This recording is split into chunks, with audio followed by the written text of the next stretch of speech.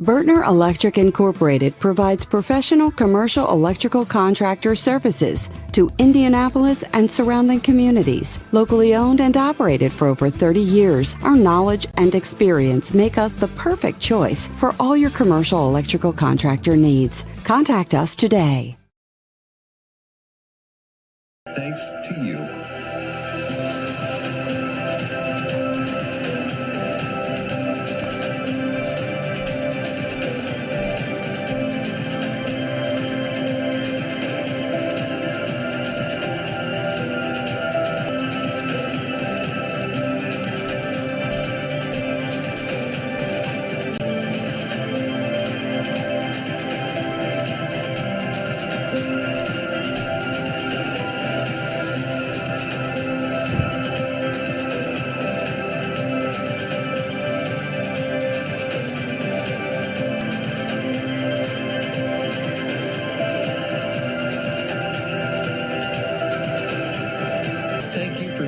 Standing with us. You are truly making a difference in the lives of our neighbors in need.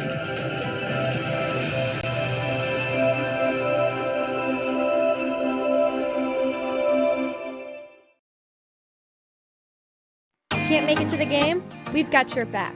Just go to www.IndianaSRN.org and tune in to all of the live action, or go to our on-demand service and relive your favorite moments.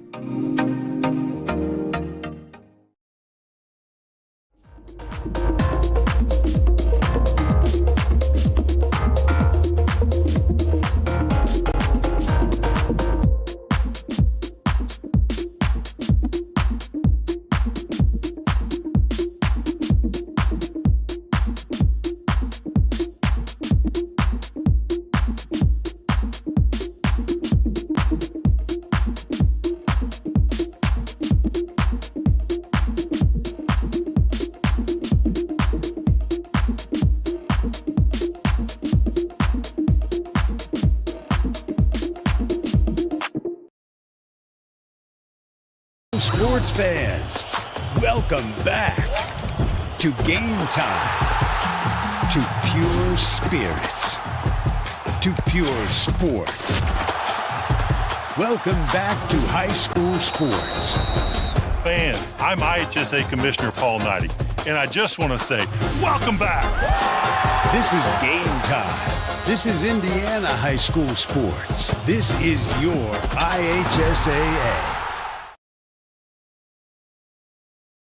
Hey, Indiana, let's clear the air about vaping.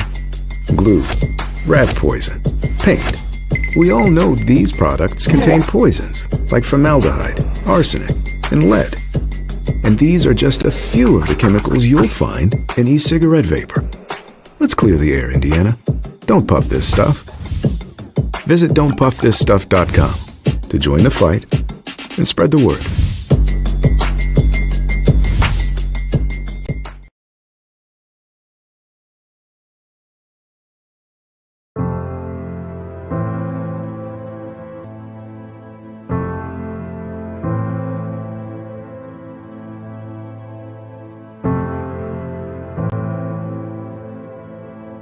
Calling officials cheaters or corrupt, it's not a game. Insulting referees, it's not a game. Threatening officials, it's not a game. Berating young umpires, learning the ropes, it's not a game. Violent language in the stands, it's not a game. Verbal abuse from the sideline, it's not a game. Screaming at a referee in the parking lot, it's not a game.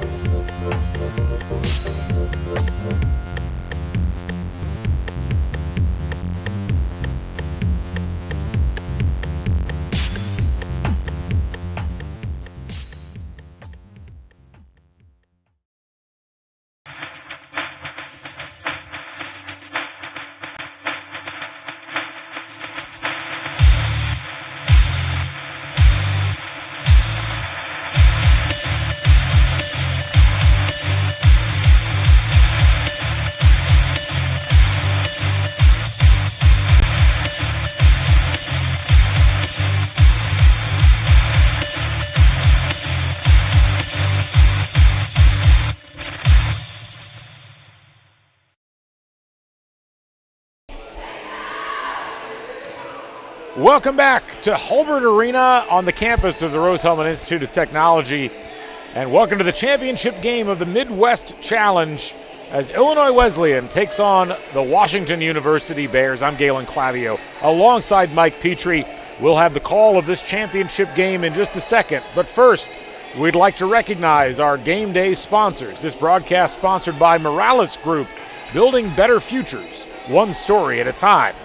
By Aspen Creek Grill, why go anywhere else for delicious food? By Bertner Electric, providing quality electrical services in central Indiana. By Boilermaker 374, second to none in quality and performance. By Clean Slate, inspired innovation that moves businesses forward. And by Piper Logistics, from warehousing to transportation and everything in between. As we get set to start this contest, these two teams come into this game both with their eyes on the prize for this weekend, the championship of the Midwest Challenge. And you start off with Illinois Wesleyan, the team that won this challenge last year. They're 4-2 on the season. They were pretty impressive in their win against Rose-Hulman in the first game on Saturday. And Mike, when you look at their performance, it was really a very even performance where they got contributions out of a bunch of different players. Absolutely. 4 players in scoring double figures, another player at 9 and another player at 7. So certainly some depth in their lineup. A lot of players that can shoot, a lot of players that can fill the basket a number of different ways. I think that was what impressed me the most, because this was an uncharacteristically poor shooting start for Illinois Wesleyan, but they were still able to assert themselves offensively. They get enough offensive rebounds, and because of that, they're able to continue to be effective offensively. They got 20 offensive rebounds yesterday, led to a number of second chance opportunities and 25 second chance points. So, I would expect their shooting probably will improve from yesterday to today, and they've still got all of these other hustle plays that they can rely on. Yeah, you mentioned the offensive rebounds. That was a huge part of their win over Rose-Hulman. Probably not going to be as easy to get offensive rebounds against the Washington University team that was dominant in the post yesterday in their victory over DePaul. Washington winning 72-59, and the big story in this one was the post presence of Lexi Harris. 6'3", was 20 and 13, 20 points, 13 rebounds on the game, 11 of those defensive. Nayla Macbeth had 13 points and 7 rebounds. They really made it hard on DePaul to operate in and around the post. It's going to be really fascinating if that ends up being where the conflict is in this game. Absolutely. I think there's going to be advantages for both offenses in this one. And the one thing that you mentioned, though, the second chance opportunities for Illinois Wesleyan, they were at a size disadvantage yesterday against Rose-Hulman. They still got those rebounds. DePaul got 19 offensive rebounds on their end. So even though Washington tends to play this Twin Towers quite a bit and are able to rotate in the post players to keep them fresh, they use that well on offense, but defensively, that's where Washington really needs to improve. Starting lineups being announced now for Washington. At one guard, number 3, Alyssa Hughes, 5'7" freshman out of St. Charles, Illinois. At another guard position, it's number 12, Catherine Goodwin, the freshman out of Mission Hills, Kansas. Sydney Rogers at the third guard position, 5'4", a freshman out of Glenbrook South High School. Number 42, Brenna Loftus at one of the post positions, 5'9", a junior out of Riverside, Illinois. And number 44, Nayla Macbeth, 5'11", a sophomore out of Germantown, Maryland. That's your starting lineup for the Bears. For Illinois Wesleyan, it'll be number 5, Lauren Huber at one guard spot, 5'8", a junior out of Lombard, Illinois, Glenbrook East. Number 22, Ava Bardick, 5'6", a sophomore out of Lincolnshire, Illinois. Number 23, Mallory Powers at the third guard position, 5'10", a junior out of Amboy, Illinois. At one of the forward positions, but really more of a hybrid forward guard, is Kate Palmer, 5'10", a junior out of Geneva, Illinois. And Katie Knutson the primary post player, a 6-foot senior out of Maryville, Illinois, former player at SIU Edwardsville at the Division I level. So that's the starting lineups for these two teams. Mike, should be a really good championship matchup between two squads that have quite a bit of talent. Absolutely, and I think that attack the game in different ways. The three-point shooting, Washington struggled with that coming into the tournament, but they found their range yesterday, and they're going to need to continue to hit from the outside to keep up with this Illinois Wesleyan team. Illinois Wesleyan, the one thing that held them back a little bit yesterday, they turned the ball over probably more than their coach was real happy with. So see if they're able to control that a little bit, as they had 20 turnovers yesterday. Officials are ready to roll, and we are set for the jump in this championship game, and it's going to be controlled by Washington University. Catherine Goodwin, the floor general, or at least one of them, for this Bears squad. She'll dump it into Macbeth, who works against some pretty pressure defense right off the bat. Kind of a amoeba-like man-to-man to start with here. Now Macbeth going to kick it back out, cycled around, trying to dribble in. Now Hughes over to Goodwin. 1 second on the shot clock. Gets it to roll in. Catherine Goodwin picking up where she left off in the game yesterday, and it's 2-0 Washington. Really good defensive possession from Illinois Wesleyan goes for naught as Goodwin able to attack. Three-pointer, hard off the back of the iron by Mallory Powers. Nice pass to Macbeth, up and in. And just like that, it's 4-0. Well, they took one possession. They took the full 30 seconds. That time they barely take 5 seconds off the clock before they're able to get their shot up and in. That's the way you get an average possession time right in the middle of things, right? Ball goes out of bounds. It'll remain with the Titans. Illinois Wesleyan coming in on a 2-game winning streak. They beat Greenville and then, of course, beat DePaul. Pardon me, that was Washington University on the 2-game winning streak. That's what happens when you read the wrong part of the paper, Mike. Dumped in, and here's Powers working against Hughes, and a foul going to be called on Powers as she couldn't root out on that rebound attempt.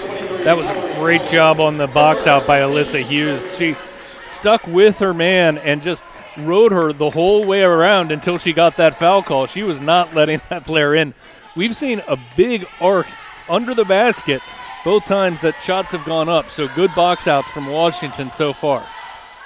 Goodwin dribbles in, almost traveled there, but they don't blow the whistle. Now Rogers teeing it up. That's way off the mark, but it acts as a pass, and up with the basket is Brenna Loftus. Rogers would no doubt correct you to say that definitely was a pass.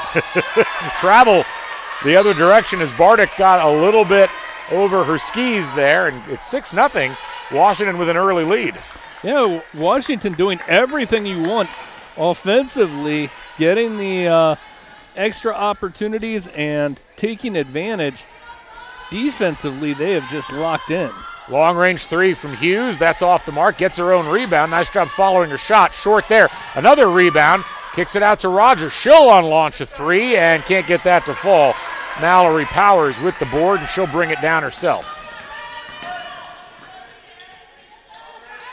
Bardick dumps it in, and that's knocked away. Not stolen, but a nice attempt by Brenna Loftus.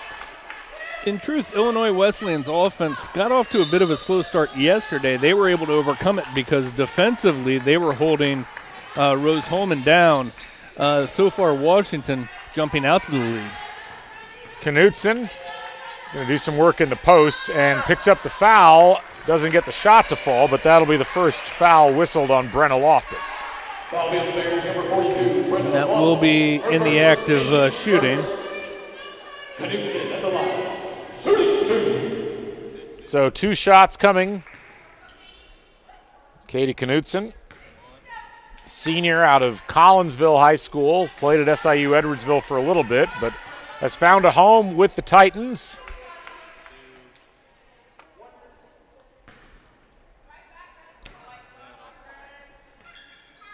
Able to, well, no, misses both of those free throws.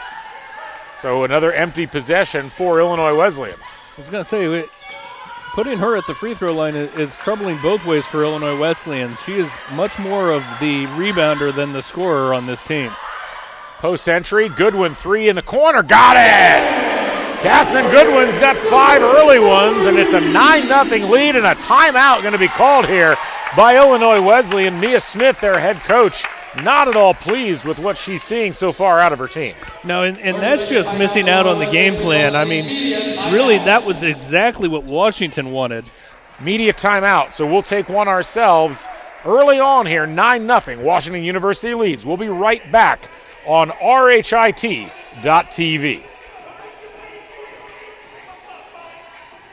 Every person has a story waiting to be told.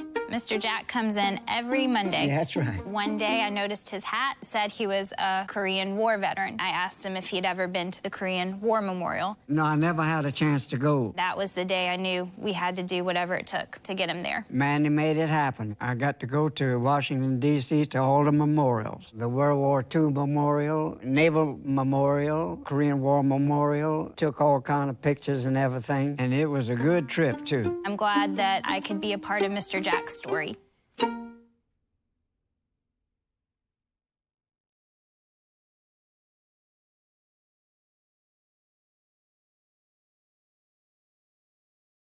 We encourage you to follow us on Twitter at IndianaSRN. Find upcoming games, video highlights, and much more. Follow us now at IndianaSRN. We encourage you to follow us on Twitter at Back to action. 9-0, Washington leading Illinois Wesleyan. Titans with the basketball, having just taken a timeout. Bardick. And across court, this one to Kate Palmer, and she gets it to fall. Kate Palmer, the leading scorer yesterday. That's a little more like it, and a little pressure being applied now. Washington University with 3 players waiting to check in. That's the thing about Illinois Wesleyan. They're never going to be fully out of a game with their shooting ability from distance. And their ability, you know, that pressure defense, they can set that up. Just gets them on rolls. Nice dish by Goodwin. Finds Brenna Loftus, and it's 11-3. Goodwin's been the star so far tonight. Nice pass in there, and coming up with the basket, Lauren Huber. So scoring starting to come in bunches for both teams. And the Titans going to continue to apply this pressure to the Bears, but they'll break it. A little dangerous pass there by Goodwin, but Macbeth was able to handle it. High pass going up top. 2 tall receiving options for the point guards here from Washington. Goodwin, 5 seconds on the shot clock. Drives again over to Loftus. They've done that play 3 times now in the first 4.5 minutes, and Illinois Wesleyan cannot seem to shut it down. A really nice job from Catherine Goodwin to cite Brenna Loftus on each of those. What I really like about Goodwin is she has stayed with that nice shot by stayed Huber. Patient. Lauren Huber with her 4th point.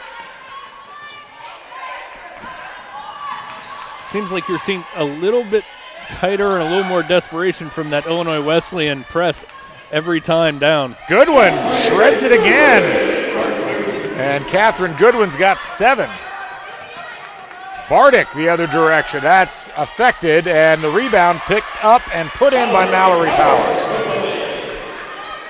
Exactly what Bardick had in mind. Sydney Rogers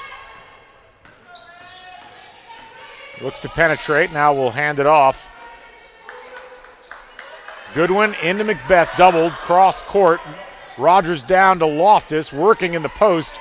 Probably could have gone up there, but going to cycle it back around.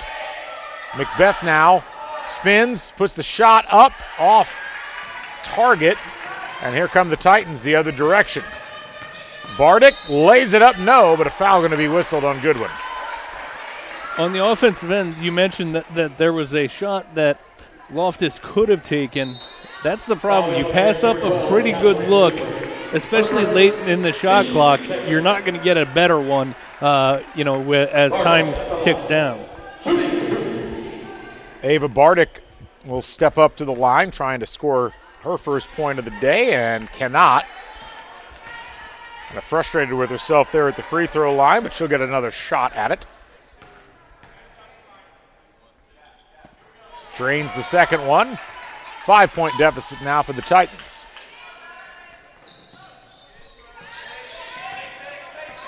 New face in the game is Sabrina Del Bello, having some trouble with this pressure. 3 seconds to get across the timeline, and it's going to be thrown away. Intercepted. Pass forward. Here's Bardick on the run-out layup. Good. And a timeout going to be called by Washington. Randy Henderson saying we need to regroup against this press. So they'll chat about it on the sideline. Just a reminder, folks, we'd like to thank today's officials for their dedication and hard work. Without them, we don't play. If you don't have something nice to say, don't say anything at all. Sportsmanship is everyone's job. Well, replay of the press here, and you can see just a nice job, not just to force the turnover, but sighting forward on that, a good pass by Huber to find a streaking Ava Bardick, and that's what Illinois Wesleyan can do. They did it a lot yesterday as they generated turnovers in that press against Rose-Hulman. Yeah, I think as much as anything, that timeout is just a deep breath, remind the players that this is what they game planned for this morning. That press was not a surprise to them. They know what they have to do. They'd been doing a good job of shredding it early on. Broken pretty easily that time, and Del Bello will start to cycle the offense. Goodwin is on the bench now, and they've got Lexi Harris in the post. She created a lot of problems yesterday, and she'll have it on the block. Now passed along. Block shot there as Jordan Rich tried to go up, but Laura Malum creating some havoc. Shot taken by Rogers the other way. It's a three, and it's a tie ball game. And that three-point shot can turn things around for Illinois Wesleyan very quickly. And a travel. And Del Bello didn't agree with the call. She was kind of flummoxed that whistle was blown in the first place. Here's that attempt. Could have been a foul there for the hook on Jordan Rich, but got too far under the basket, couldn't go anywhere with it. And Illinois Wesleyan could take the lead for the first time on this possession. And Washington continues to cycle through their roster as expected. Sydney Starks getting some extra playing time here. Sarah Bali kicks it out. Shot by Malum, no, but a nice rebound by Sawyer White, who had an excellent game yesterday. Now shot by Bardick from three, nails it. 2 threes in a row for Illinois Wesleyan, and they lead by 3. And then they turn up the pressure. Quickly down the floor, here's Rogers, tried to feed Harris and turns the ball over. Bardick the other way, nobody watching her, goes all the way in, lays it up and scores. Ava Bardick on fire out there. She's already got 11.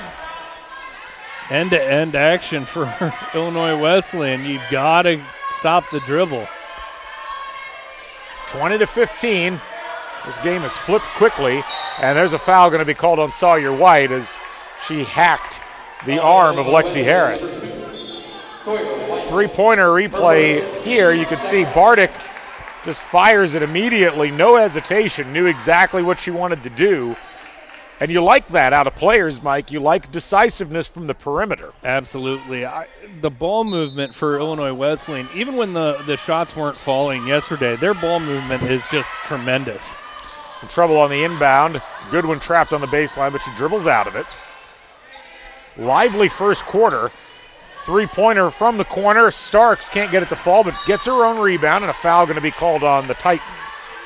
I like that effort from Starks. She saw that it was going to be long, so she started going where the rebound was going to go. And, you know, that's the advantage you have as a shooter. You can kind of see where it's going to be rebounds coming before anybody else can.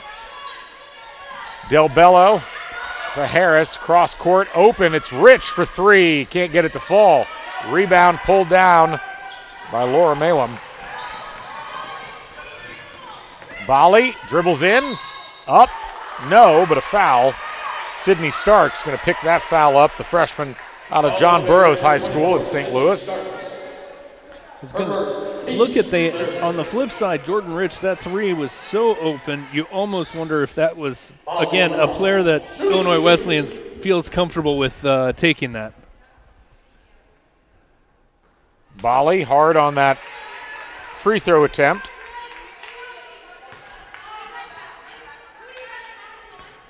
Titans trying to extend their lead to 6. And they do.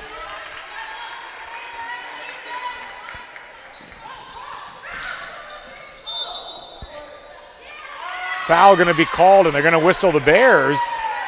As they say, a shove from Catherine Goodwin. That's her second, and that's a big foul, as Goodwin was really the metronome of the offense yesterday for this team at times. So some early foul trouble, no bonus. It's a 9-0 run right now for Illinois Wesleyan. They trailed 15-12. They're up 21-15. There's a near steal. Some active hands by Starks, but couldn't come away with it. Now Malum going to cross-court it, and a foul going to be whistled on Sydney Rogers. Well, you mentioned the foul trouble being trouble for this Washington team. Not only was she a metronome yesterday, the 9-point Washington lead turned into a 6-point deficit, largely with Goodwin on the bench. They tried to put her back in to stop that slide, and she picks up her second foul right away. Laura Malum missing that free throw. 6-foot sophomore out of Barrington, Illinois. And able to knock that second one down. So 22-15. A 10-0 run for the Titans, and more trouble against this pressure, but broken. Sydney Starks cross courts to Del Bello, and she steps on the sideline out of bounds. I think she saw one line and was afraid she was stepping on the out of bounds line, kind of stepped back from it, and unfortunately turned the ball over because of that. Turned her ankle a little bit as well, so she'll come off the floor. Bears have broken that pressure a couple of times, but haven't followed up with a good possession afterwards. Huber throws it to the bench for Washington, which is a violation. So a turnover here. Washington will inbound in front of their own basket, or excuse me, in front of their own bench. Sarah Bali going to exit, and Katie Knutson back into it now for the Titans. They will continue to apply the pressure. Some trouble here for Brenna Loftus. She'll get it forward to Rogers, and they break the pressure. Now Rogers, full head of steam. Ball is blocked out of bounds by Ava Bardick. And that gets back to the problem that you're going to run into if you're Washington. Early on, they were able to break the pressure and get points. But unless you can consistently get points off of that, there's no reason for Illinois Wesleyan to stop pressing. Rogers, quick release, bounces it in, and that breaks the scoring drought for the Bears, much needed. Huber had trouble with that one. Palmer now up top to Huber. Three-pointer is short, and a nice rebound by Loftus. She'll bring the ball up herself, lobs it, and Harris can't hang on to that one. Bad pass. It will be Titans ball. That was a little ambitious. That's a tough pass and a tough catch. You've got to make it easier on the post player receiving than trying to make a catch as she's backpedaling to try to gain position. This press has really sped up the Bears. 6 turnovers in this first quarter, and now the Titans will dribble this out and take the last shot of the quarter. Bardick, Knutson, back to Bardick, tees it up, lets it go, and off the back iron, no, and that'll end the first quarter of play. Action both sides of the floor, quite an exciting quarter. 22-17, Illinois Wesleyan leads. Back after this on RHIT. Well, let's check out this replay first. This block out of bounds by Ava Bardick, just emblematic of the pressure defense they played. Let's go ahead and take that break. We'll come back on RHIT.TV.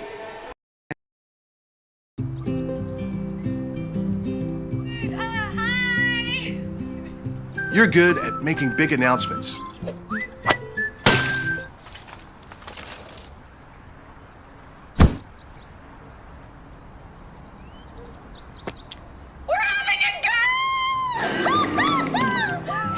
We're good at your insurance. Start with Indiana Farm Bureau Insurance, online, over the phone, or in person, and stop knocking on wood. We encourage you to follow us on Twitter at IndianaSRN. Find upcoming games, video highlights, and much more. Follow us now at IndianaSRN. We encourage you to follow us on Twitter at IndianaSRN. Find upcoming games, video highlights, and much more. Follow us now at IndianaSRN. Welcome back to Hulbert Arena on the campus of the Rose-Hulman Institute of Technology. Galen Clavio, Mike Petrie, here for the championship of the Midwest Challenge. After an early flurry of scoring by Washington University, it's been all Illinois Wesleyan, 22-17. We knew at some point they'd get untracked offensively from a shooting perspective. Mike, they've definitely done so. Yeah, they absolutely have, and defensively they've been able to turn up the pressure. With Catherine Goodwin having to sit intermittently, it has led to some big spurts for this Illinois Wesleyan team. Entry pass, Powers able to get that up and in. Nice pass by Ava Bardick, and it's 24-17. A great lob pass, but even with Powers' jersey being tugged, she was able to finish. Gets the basket. Rogers over to Hughes, gets the three to fall, and Alyssa Hughes is in the scoring ledger. That's much needed for the Bears. Yeah, you've got to be able to score against this pressure defense. Bardick drives baseline. Nice pass off to Huber, and she gets it to fall. Points coming fast and furious. Huber with 6 now, and it's a 6-point lead for the Titans. And I think if you're Washington, you've got to force Illinois Wesleyan into more of a half-court game. Quickly up, Lexi Harris, who led the team in scoring yesterday, gets her first 2. Drop-in pass to Powers. She gets that to fall. Frenetic pace from both of these teams. And it does feel like Illinois Wesleyan's got the Bears playing their game, not the other way around. Yeah, I think if I'm Washington, I'm okay with speeding it up when I'm on offense, but on defense, you've got to hustle back and make sure you are forcing Illinois Wesleyan into running a little more offense. Triple team on Harris, but she finds Macbeth. Lays it in off glass. And I think you see the drive by Huber. She misses that shot, and Harris too strong on the rebound. I think you see the desperation on Brenna Loftus' face there. Rogers zipping in, and back to a 2-point game.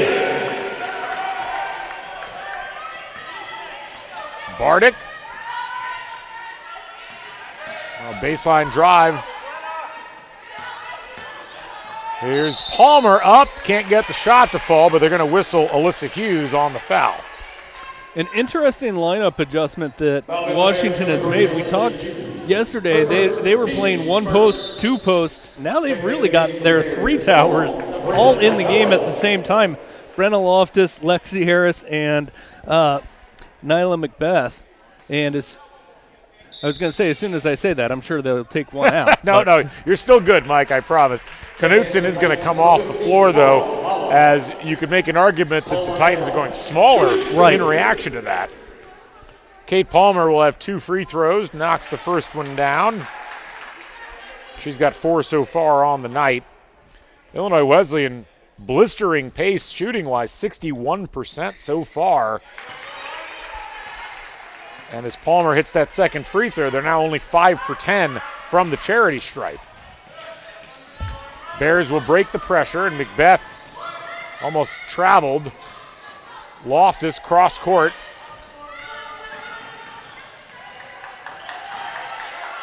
They'll reset. Macbeth gets the drop down. Now post play up, no. Bounces it off the rim. Titans come away with the board. Bardick in position, lays it up off the front iron, no, and it's out of bounds, but it'll stay with the Titans. The pace is definitely favoring Illinois Wesleyan here, and they are getting offensive shots up, really even before Washington has their defense set. Powers out to Palmer. There's a shot from Powers, rattles out, and almost stolen, and it's going to be stolen. Nice job by Laura Malum of creating some mayhem down there. And Brenna Loftus perhaps not the best equipped to handle that kind of pressure that far away from her side of the court. Yeah, teammates. As you can see the replay, as Malum just created enough of an issue there that it couldn't be handled. Quick shot off the inbound is an air ball from Huber. Might have been slightly blocked. Rogers will quickly come the other way. Little inside-out game. Del Bello, three. I like that look. It got it down to Harris. Harris was not really in a position to score, but a good decisive pass going right back out. Bardick the other way. She drains it. Ava Bardick has 14 points and 3 threes so far, back to a 4-point lead. So many times, the only thing that matters is if you can make that shot. Del Bello tries to answer, but can't. Rebound, though, with the Bears, and Harris trying to work against the interior defense of the Titans, and I think a foul going to be called on Laura Malum. Foul on the Titans, number 15, Laura Malum. Her first. So 6:33 remaining in this half, and Harris will go to the free throw line. Shooting two. Harris just with 2 so far. Knocks that one home. Lexi Harris, 6'3" freshman out of Marietta, Georgia.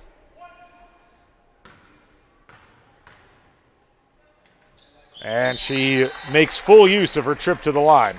She's really impressed me with not only her scoring touch, the ability, she is seeing things as the point guards are making their plays, and she does such a good job of receiving the ball. She doesn't really bring it down, give defenders a chance. She knows she's taller. She can, as long as she keeps the ball up, she doesn't have to worry about it. Palmer's three is off, but the Titans maintain. Powers, top of the key. And Malum unable to get that layup to go, but Powers will pick it up. Back into position. Harris straight up. Forces a bad shot and cycled out again, and Bardick travels. She did not agree with the call, but it's going the other way. And great defense by Harris there. A couple of times she goes straight up, forces the opponents.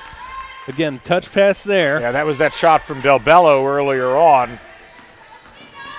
Rogers throws that one away. Powers intercepts. Now going to be lobbed down the floor. And a nice feed over to Sawyer White. Easy layup, but that was made by the vision of Kate Palmer. Yeah, both these teams have the ability. They've got point guards and players that are seeing kind of 1 or 2 steps ahead. Titans are triple teaming Lexi Harris every time she gets the ball. And what we saw there was the ball getting deflected out of bounds. Substitution as Macbeth comes off the floor, and they'll get Loftus back in along with Jordan Rich. Harris tried to turn away from one of the double teams, and as you mentioned, it's really a triple team. Del Bello working in the paint. Harris cycled, Rich, baseline. Now to Harris, and that's one way to get the triple team to go away. Draw the defense some other way. Ball almost thrown away on the inbound. Palmer. And a foul going to be whistled on Jordan Rich. Got a little too much in with the body. She was a little late coming off of a screen, too. I think there was some miscommunication in terms of who was supposed to come off of that. That was that pass from Palmer. Just a really nice job as she came down the floor of sighting the open player and delivering a touch pass. Shot from Powers from 3. Got it to go home. Powers has had a big first half here for Illinois Wesleyan. Couple of three-pointers. Mallory Powers with 9.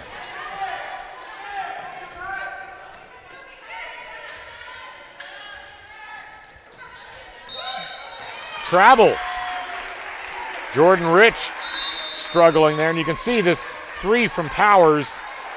Lines it up, gives her team a 5-point lead. We'll take a break with this media timeout. Back with more for this championship game of the Midwest Classic on RHIT.TV.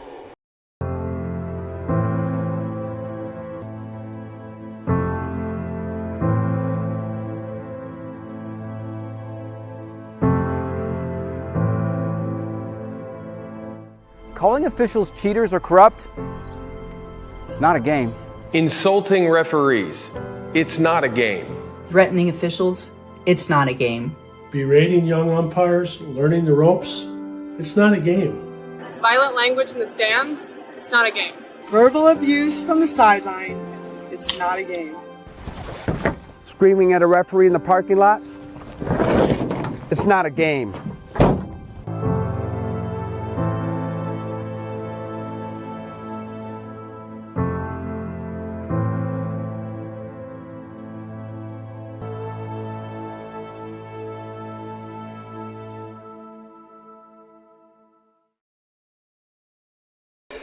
(38-33), Illinois Wesleyan leads here. 4:44 remaining in the first half of play. Both teams shooting the ball very well. 52% for Illinois Wesleyan, 56% for Washington University. Both teams with 10 assists on 14 baskets made so far. It's been pretty offensively, Mike. Yeah, just excellent ball movement. And again, you're seeing so many possessions, the ball barely hits the floor, which is excellent. Makes the game much more aesthetically pleasing. Bardick working on the opposite side of the floor from where she has been so far this game. Powers, nice feed off to Malum, and a foul going to be whistled, and I think they're going to get Loftus on this.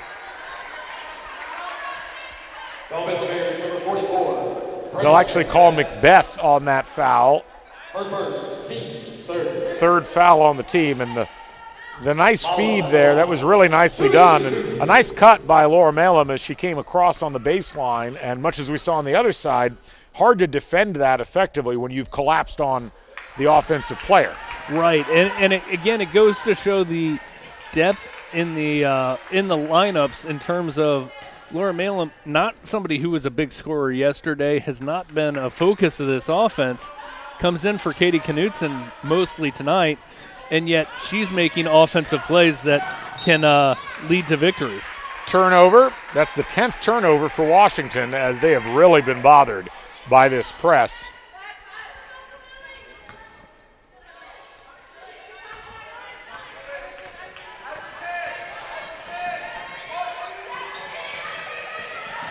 Bardick cross courts it to White.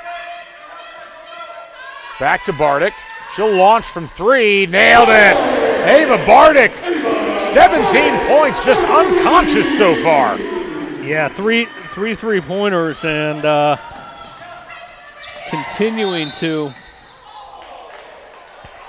continuing to light up this Washington defense. Then Washington struggles with the press again.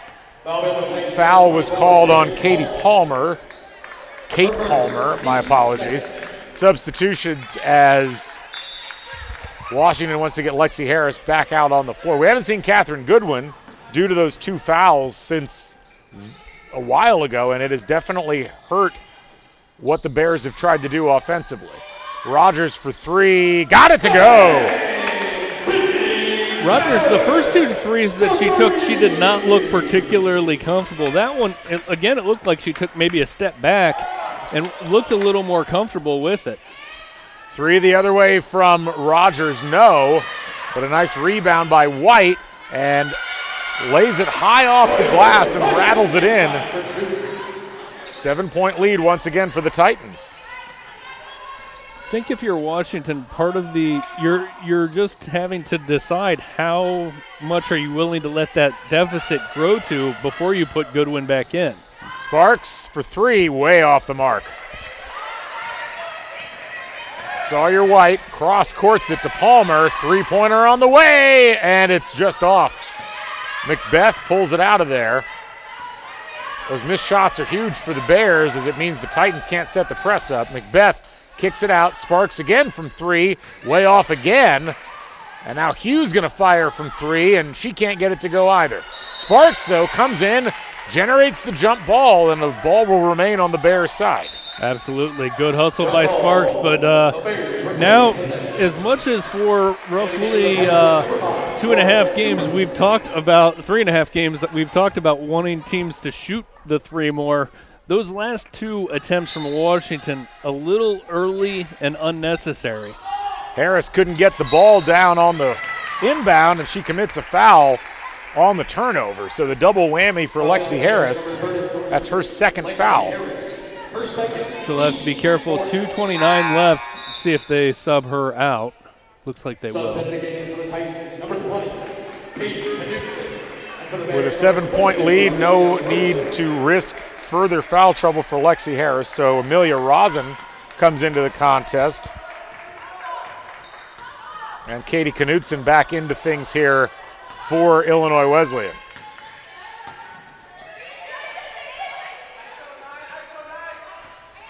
Hubert checked. Nice move there, but no dice on the layup by Rogers. Ball bouncing free and pulled out of there, but thrown into the backcourt. And one official said it was tipped. The other official called a backcourt violation. I think the tie is going to go to the official that said it was tipped. He did have the better view of things. Yeah, and that was one I think I can understand Washington's frustration on that for sure.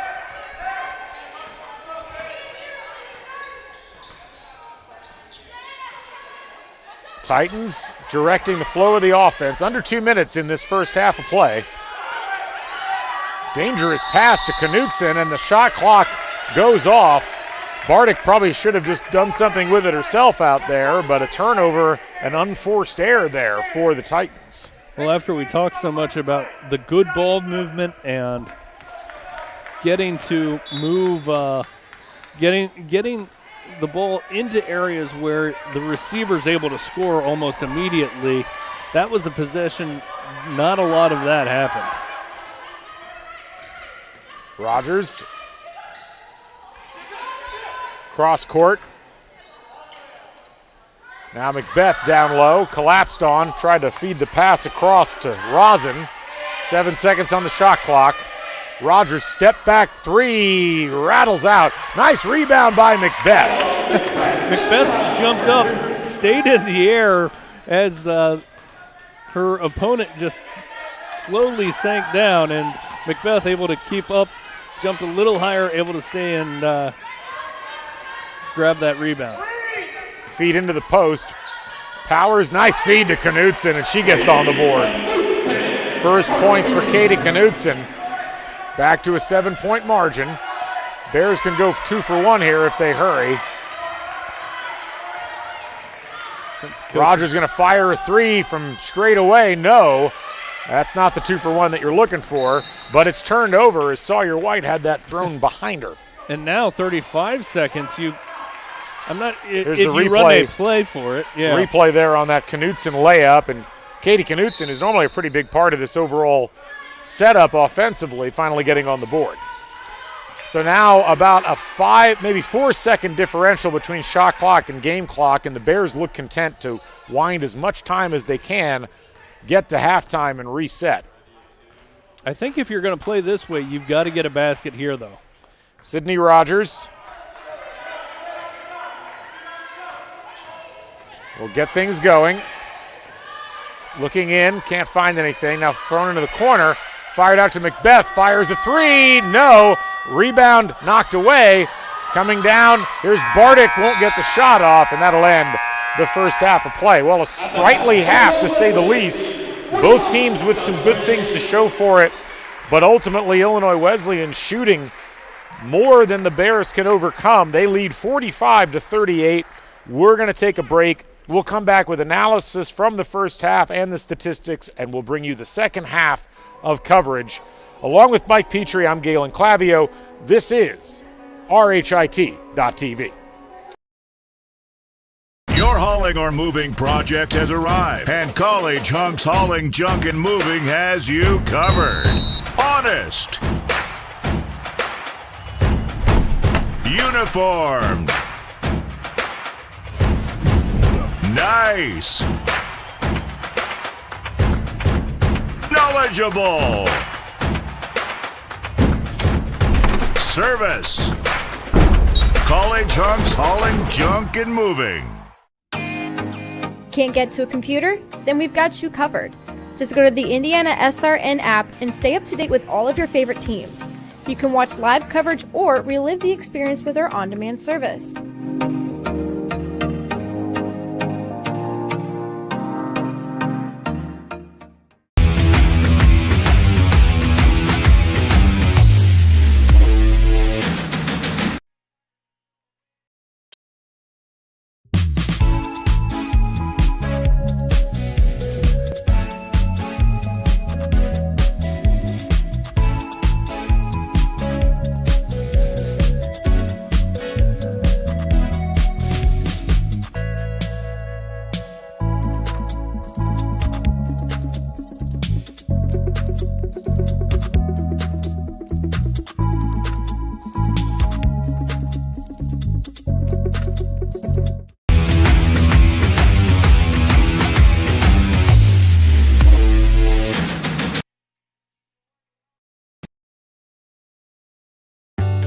From warehousing to transportation and everything in between, Piper Logistics does it all.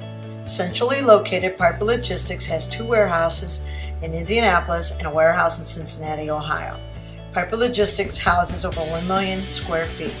Along with our transportation department, we can provide service to half the United States markets.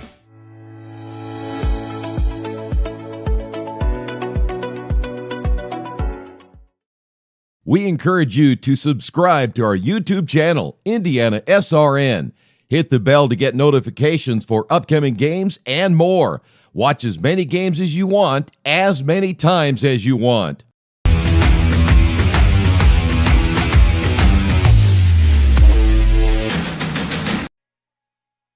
A good engineer, a good mathematician, a good scientist can identify problems.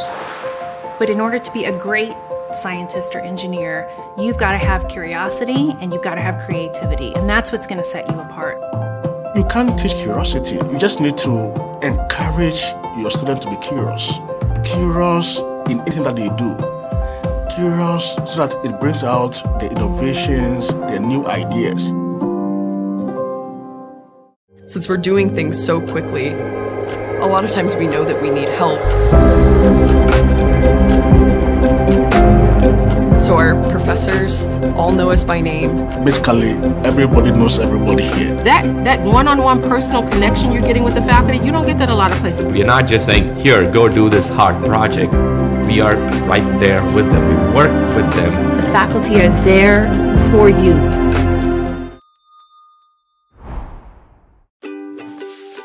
Anxious over algebra? Call Ask Rose, the free science and math homework helpline. It's free world-class tutoring. Just call, chat, email, or screen share. Learn more at AskRose.org. Confused by chemistry? Call Ask Rose, the free science and math homework helpline. It's free world-class tutoring. Just call, chat, email, or screen share. Learn more at AskRose.org.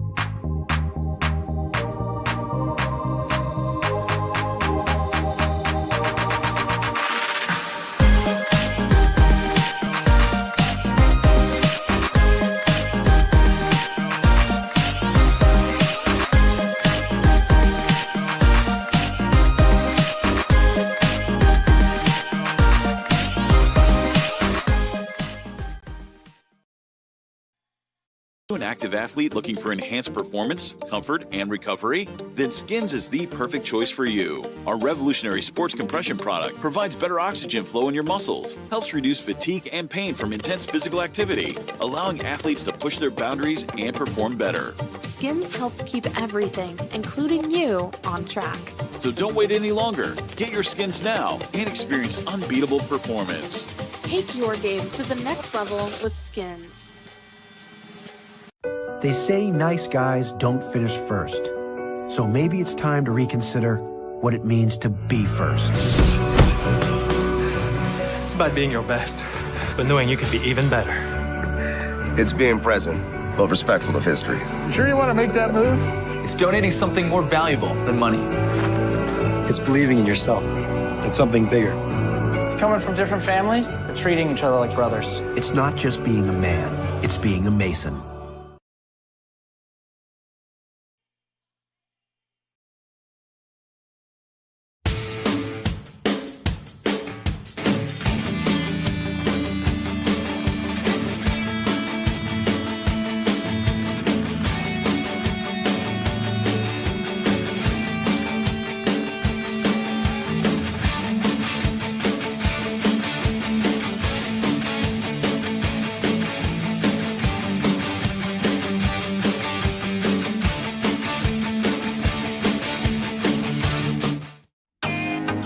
Can't get to a computer? Then we've got you covered. Just go to the IndianaSRN app and stay up to date with all of your favorite teams. You can watch live coverage or relive the experience with our on-demand service.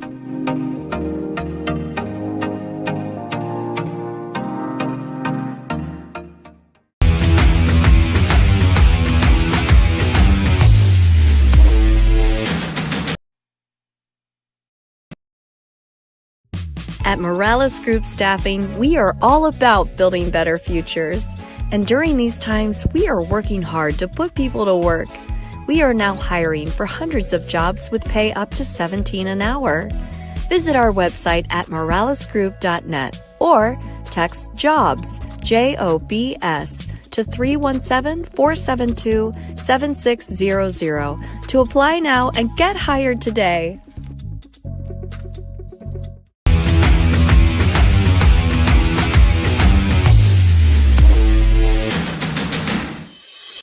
We encourage you to follow us on Twitter at IndianaSRN. Find upcoming games, video highlights, and much more. Follow us now at IndianaSRN.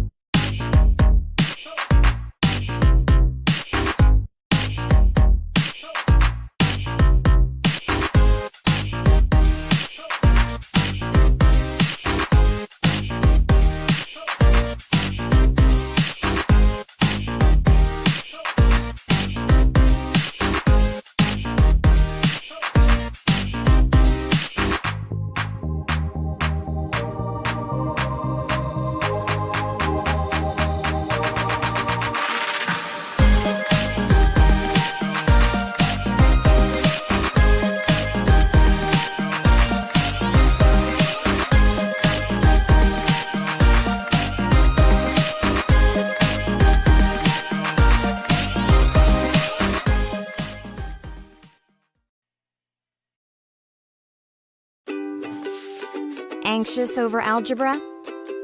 Call Ask Rose, the free science and math homework helpline. It's free world-class tutoring. Just call, chat, email, or screen share. Learn more at AskRose.org. Confused by chemistry? Call Ask Rose, the free science and math homework helpline. It's free world-class tutoring. Just call, chat, email, or screen share. Learn more at AskRose.org. Welcome back to halftime here at Hulbert Arena. Galen Clavio along with Mike Petrie. We're here on the campus of Rose-Hulman as the championship of the Midwest Challenge taking place. Illinois Wesleyan leading 45-38 at halftime. Mike, when we look at that half early on, Washington really looked like they were going to be the dominant team. They jump out to an early lead, And a lot of that was Catherine Goodwin, scored 7 early points, really was dictating the pace of things. But then Illinois Wesleyan comes back, puts a flurry of scoring in at the end of the first quarter and into the second. Ava Bardick with 14 points, and both teams have shot really well. Illinois Wesleyan's just shot the ball better. Illinois Wesleyan shot the ball better and also has created more trouble for Washington using that pressure defense. Once Catherine Goodwin went out of the game, Washington really unable to make Illinois Wesleyan pay for pressing.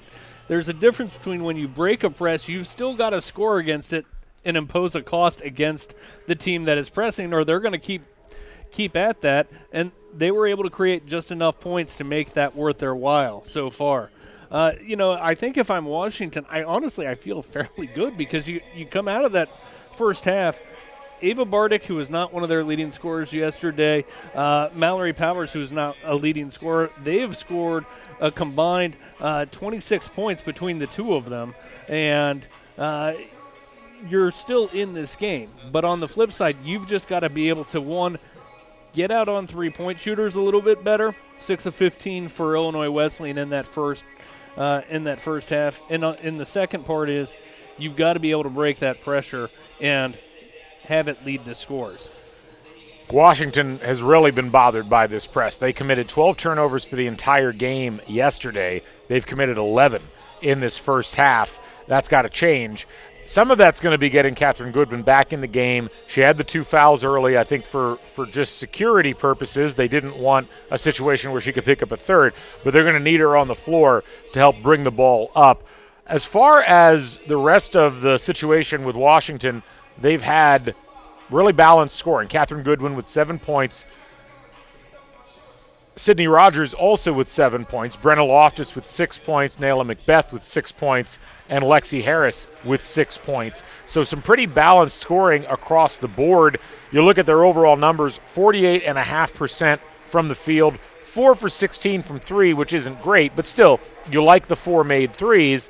They haven't gotten to the free throw line very much at all. I think the one thing I would be concerned about if I was Washington is that they don't have a stronger rebounding number right now.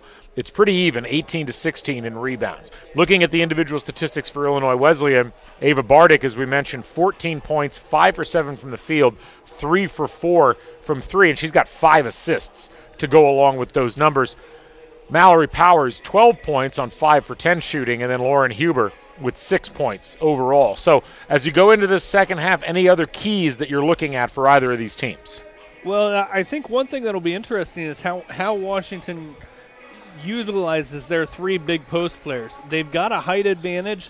They can create a lot with those post players, and it's not a situation where the ball goes into the post and it's a black hole. All 3 of them have shown that they can be effective receiving a post entry, kicking back out to shooters, creating openings that way.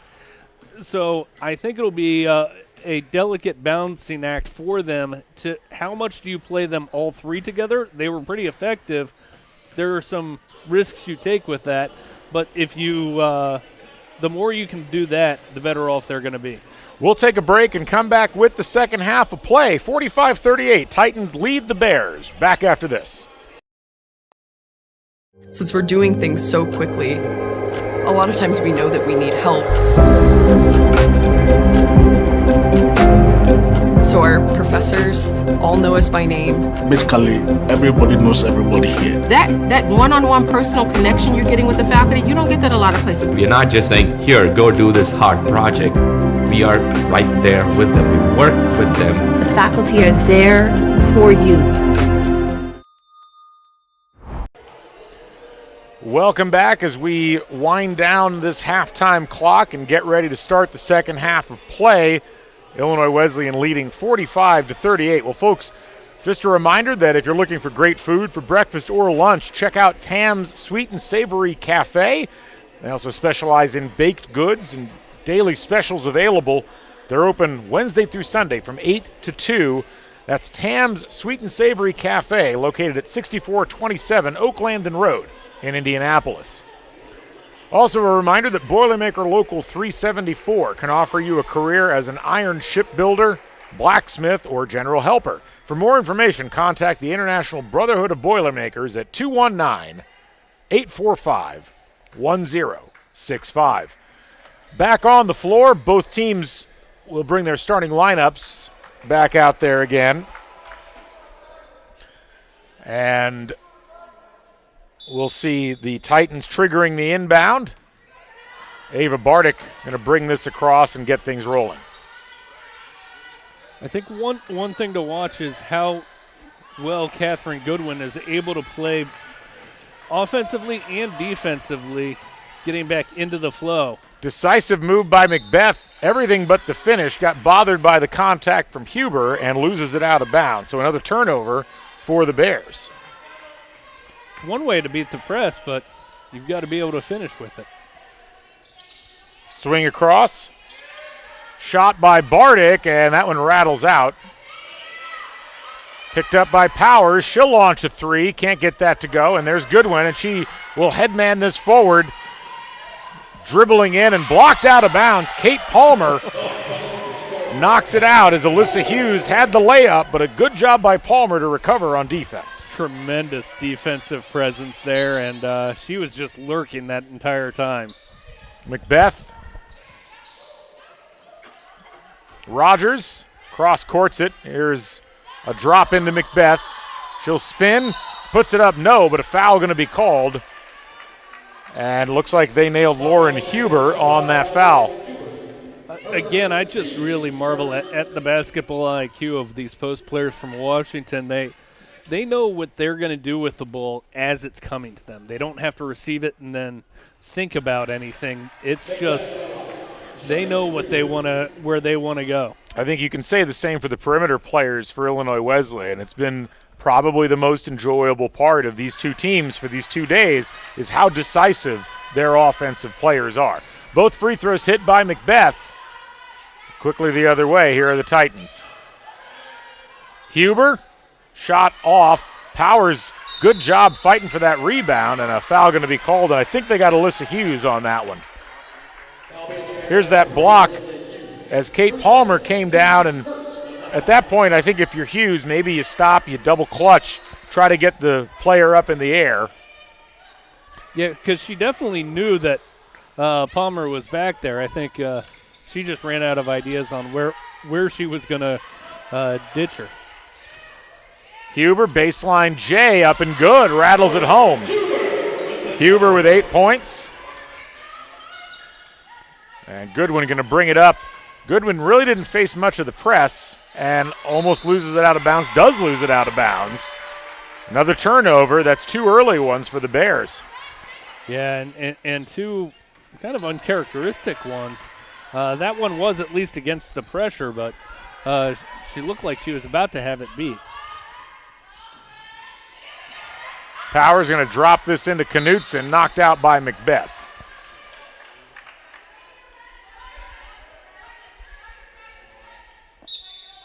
Macbeth does a good job just being a disruptive force back there on that back line.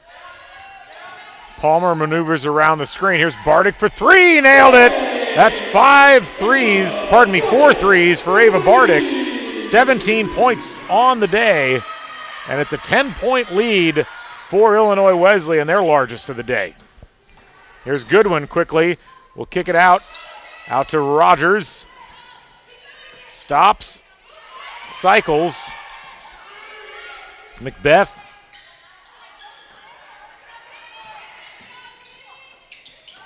Washington looking for a good shot opportunity. Trying to get it into the post. And a little runner.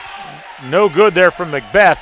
Questionable pass, but Powers pulls it into Bardick. Lays it up and left it short. She was rushed because Goodwin did a good job getting back. Bardick making up for it, though. Generates a turnover, and here's Huber driving in, lays it up. Goodwin really lucky she didn't get called for a foul there. But it's all for naught. And both teams struggling a little bit to get the ball in the basket to start this second half. A little bit ragged, but they were due to cool off slightly after the enfuego nature of that first half. Brenna Loftus. And a foul going to be called And they're going to nail Is that Sydney gonna be- Rogers on, Okay. I believe, an illegal screen. Macbeth going to sit down Lexi Harris back into the contest.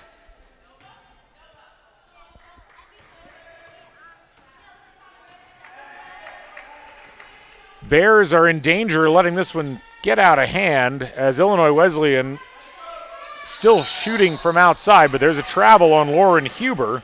That's the 6th turnover for the Titans. And I think one thing that makes Illinois Wesleyan so tough is they're very tough to come back on. You mentioned in the first half, they're never really out of a game. They can get on runs offensively and score points in bunches.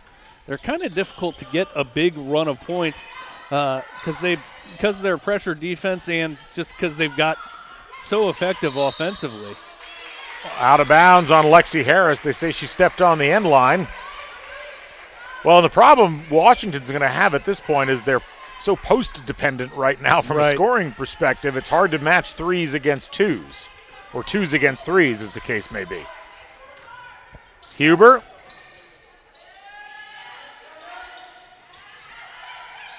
Huber launches the 3. That's off the mark. Knutson fighting for it, and Bardick comes out of there with it. Bardick will tee it up for 3. Got it! There's the 5th 3 for Ava Bardick, and she's got 20. It's a 53-40 lead. Fantastic job by Bardick. She did all of that work. Knutson kept it alive, but then Bardick came from the weak side and had nobody to account for her. Rogers cut off nicely. Now Harris kicks it out. Rogers for 3 from the corner. Can't answer. And picked up by Huber. And the Titans on the run. Palmer going to lay it up and left that one short. And now Goodwin quickly the other direction for the Bears. Kick out to Del Bello. She'll pass up the 3. Drives for 2 off glass. I initially thought that she probably should have taken that 3, but if you don't feel comfortable with it, if you drive in, at least you get the basket if you can. Ball knocked out of bounds by Loftus. Substitutions coming in. That Bardick 3 from earlier on. You see the knockout here. She does a great job. Might have stepped on the end line, didn't get called, but knew exactly the spot she wanted to get to on the perimeter and fired from distance with accuracy.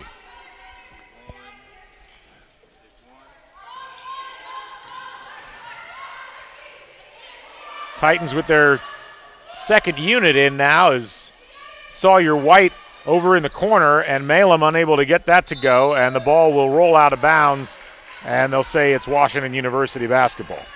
This might be an opportunity for Washington. Their second unit a little bit more comfortable. Again, they play a little deeper roster than Illinois Wesleyan, so if they can get some points back here on the second unit, especially with Goodwin still directing traffic. Bears into Harris, lost the basketball. Nice job by Bardick, and a foul going to be called. And they got Del Bello on that call. Media timeout. We'll go ahead and take one ourselves. 53-42, Titans lead. Back after this on RHIT.TV. Every person has a story waiting to be told. Mr. Jack comes in every Monday. Yeah, that's right. One day I noticed his hat said he was a Korean War veteran. I asked him if he'd ever been to the Korean War Memorial. No, I never had a chance to go. That was the day I knew we had to do whatever it took to get him there. Mandy made it happen. I got to go to Washington, D.C. to all the memorials. The World War II Memorial, Naval Memorial, Korean War Memorial. Took all kind of pictures and everything, and it was a good trip, too. I'm glad that I could be a part of Mr. Jack's story.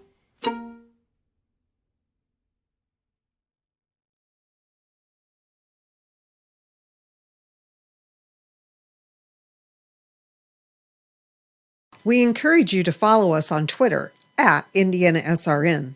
Find upcoming games, video highlights, and much more. Follow us now at IndianaSRN. We encourage you to follow us on Twitter at IndianaSRN. Find upcoming games, video highlights, and much more. Follow us now at IndianaSRN. Welcome back to Holbert Arena. Galen Clavio, Mike Petrie, championship game of the Midwest Challenge. And it's an 11-point lead for Illinois Wesleyan, looking to repeat their title from last year. And Washington trying to work their way back into the contest. Sawyer White bringing the ball up for the Titans. And they've finally given Ava Bardick a little bit of a breather, although she's about ready to come back into the game at the next horn. White drops it into Powers. Turnaround, nice block by Sydney Starks. Back in, Huber misses, and Lexi Harris able to pull it out, and she's going to get fouled. Harris fortunate to be fouled there, though. One of the things that I had talked about, offensively, she does a great job of never bringing the ball down. That time, she grabbed the rebound, and she brought the ball down, and lo and behold, had two defenders trying to paw away at it. Bears trying to handle this pressure as Jordan Rich triggers it in. Goodwin easily breaks the pressure, dribbles all the way in. Now cross court. Harris and the high post working and put the layup up, and a foul, but didn't get she it. Took a tumble and is in some pain here on this side of the floor. Bardick for three the other way, no, and now a whistle, and looked like Lexi Harris took a real tough hit on her hip. She's going to get up under her own power, and we'll go ahead and we're going to keep it here as Harris is walking it off. But felt like she took a pretty bad impact and let the official know about it as she walked off the floor. So she'll limp off the floor, and we wish Lexi Harris the best as she's been a key part of things. That Absolutely. Shot earlier from Huber, you can see Harris getting the rebound. That wasn't the play that she was injured on. No, she was injured. She had a pretty good drive to the basket, but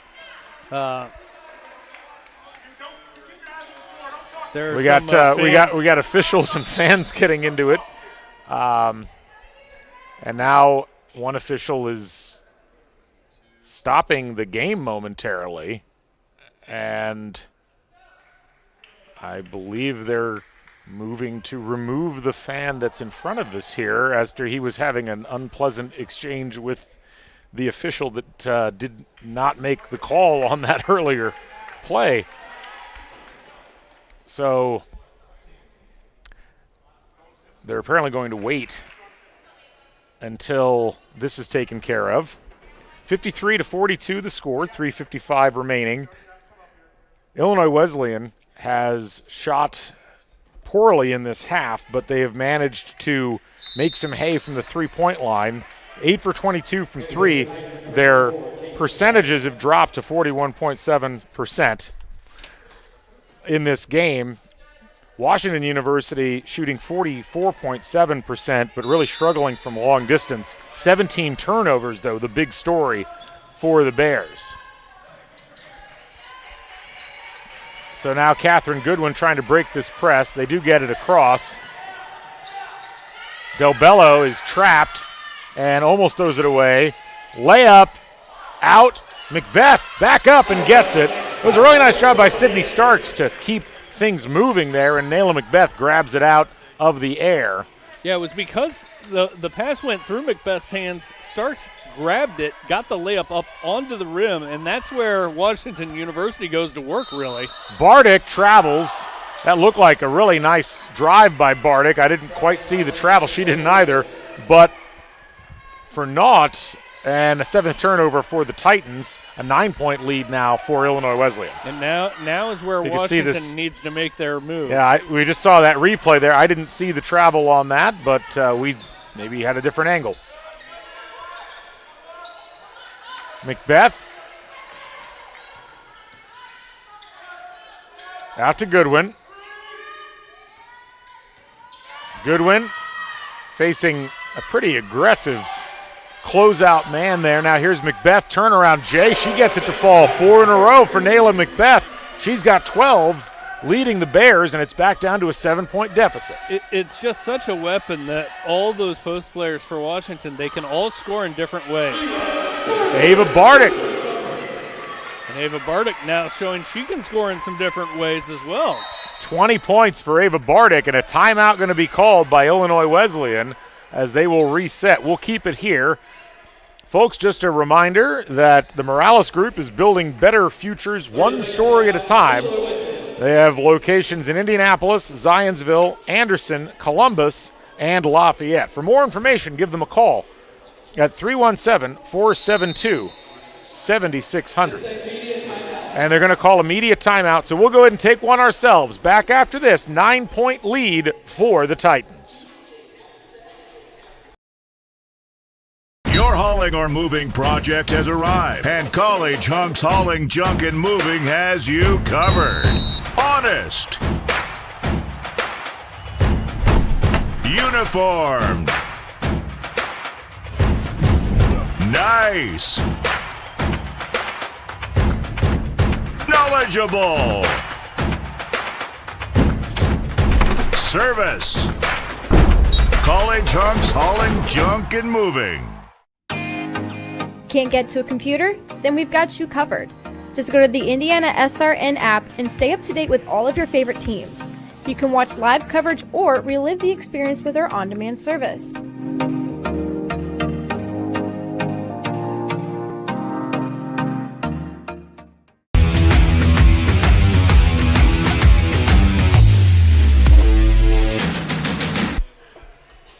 Welcome back to the campus of Rose-Hulman, the championship game of the Midwest Classic. Illinois Wesleyan, a 9-point lead on Washington University of St. Louis as the Bears trying to find a way back into it. They led early, but it's been all Illinois Wesleyan since late in the first quarter. Goodwin has that knocked away. Turnover. Bad pass coming the other direction, and Del Bello cleans it up. Del Bello almost turned it over herself. Goodwin to Macbeth. Macbeth working in the paint, and she's got 6 in a row. She's been the guiding light offensively in this third quarter for the Bears. Another post move, and again, she was fading away on really those last two shots, able to make it work and uses the bank as extra that time. Bardick can't get that one to go, and a foul going to be going the other direction. That one called on Kate Palmer.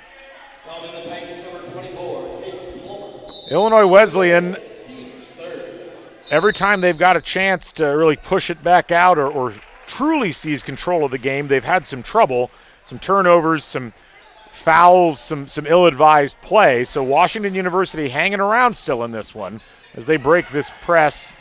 And a bad pass, but that's going to be a turnover as Bardick stepped on the end line.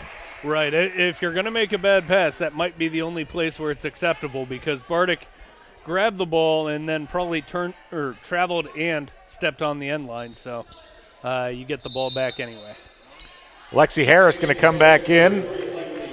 Jordan Rich will sit down. So good to see Harris back in after she fell with the injury earlier. Double teamed immediately, up and good. And shakes off that double team. 5-point lead now for Illinois Wesleyan as the Bears continue to work their way back into things. Huber almost turns it over.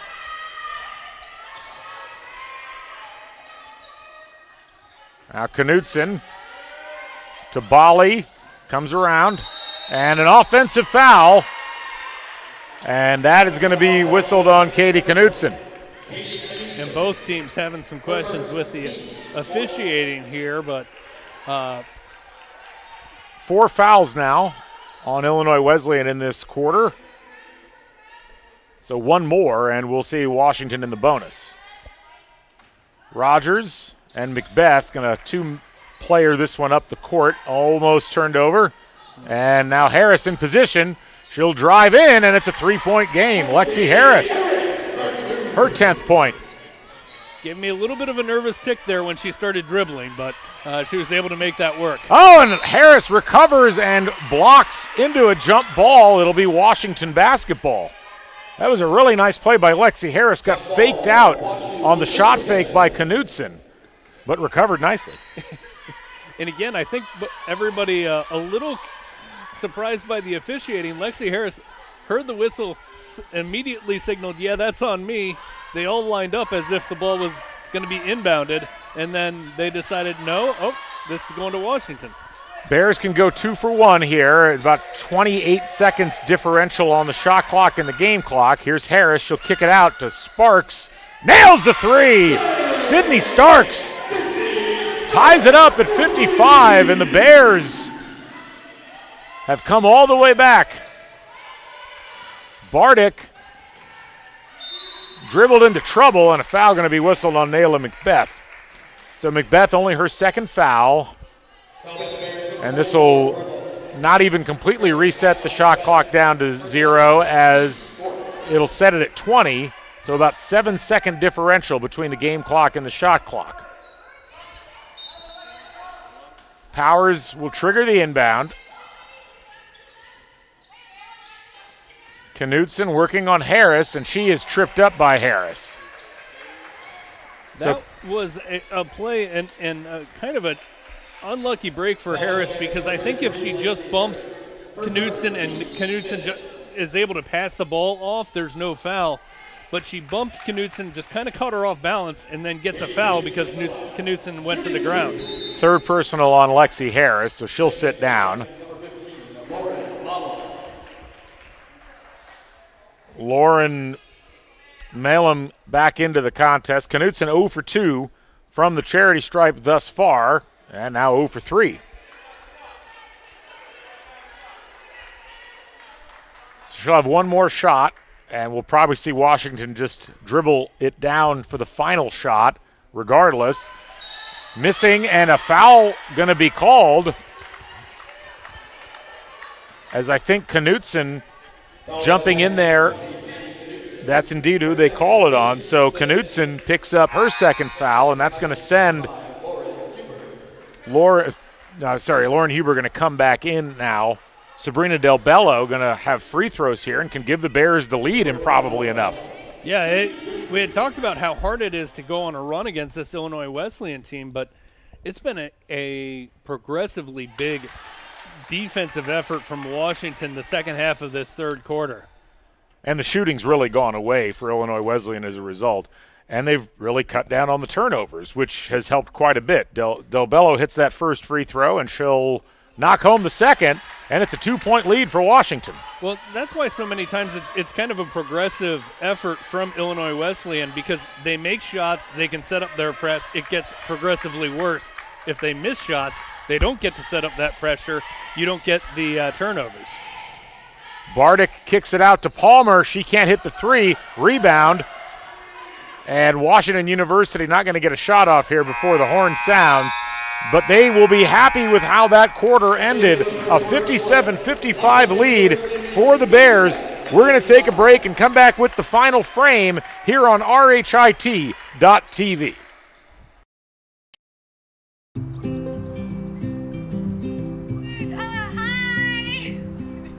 You're good at making big announcements.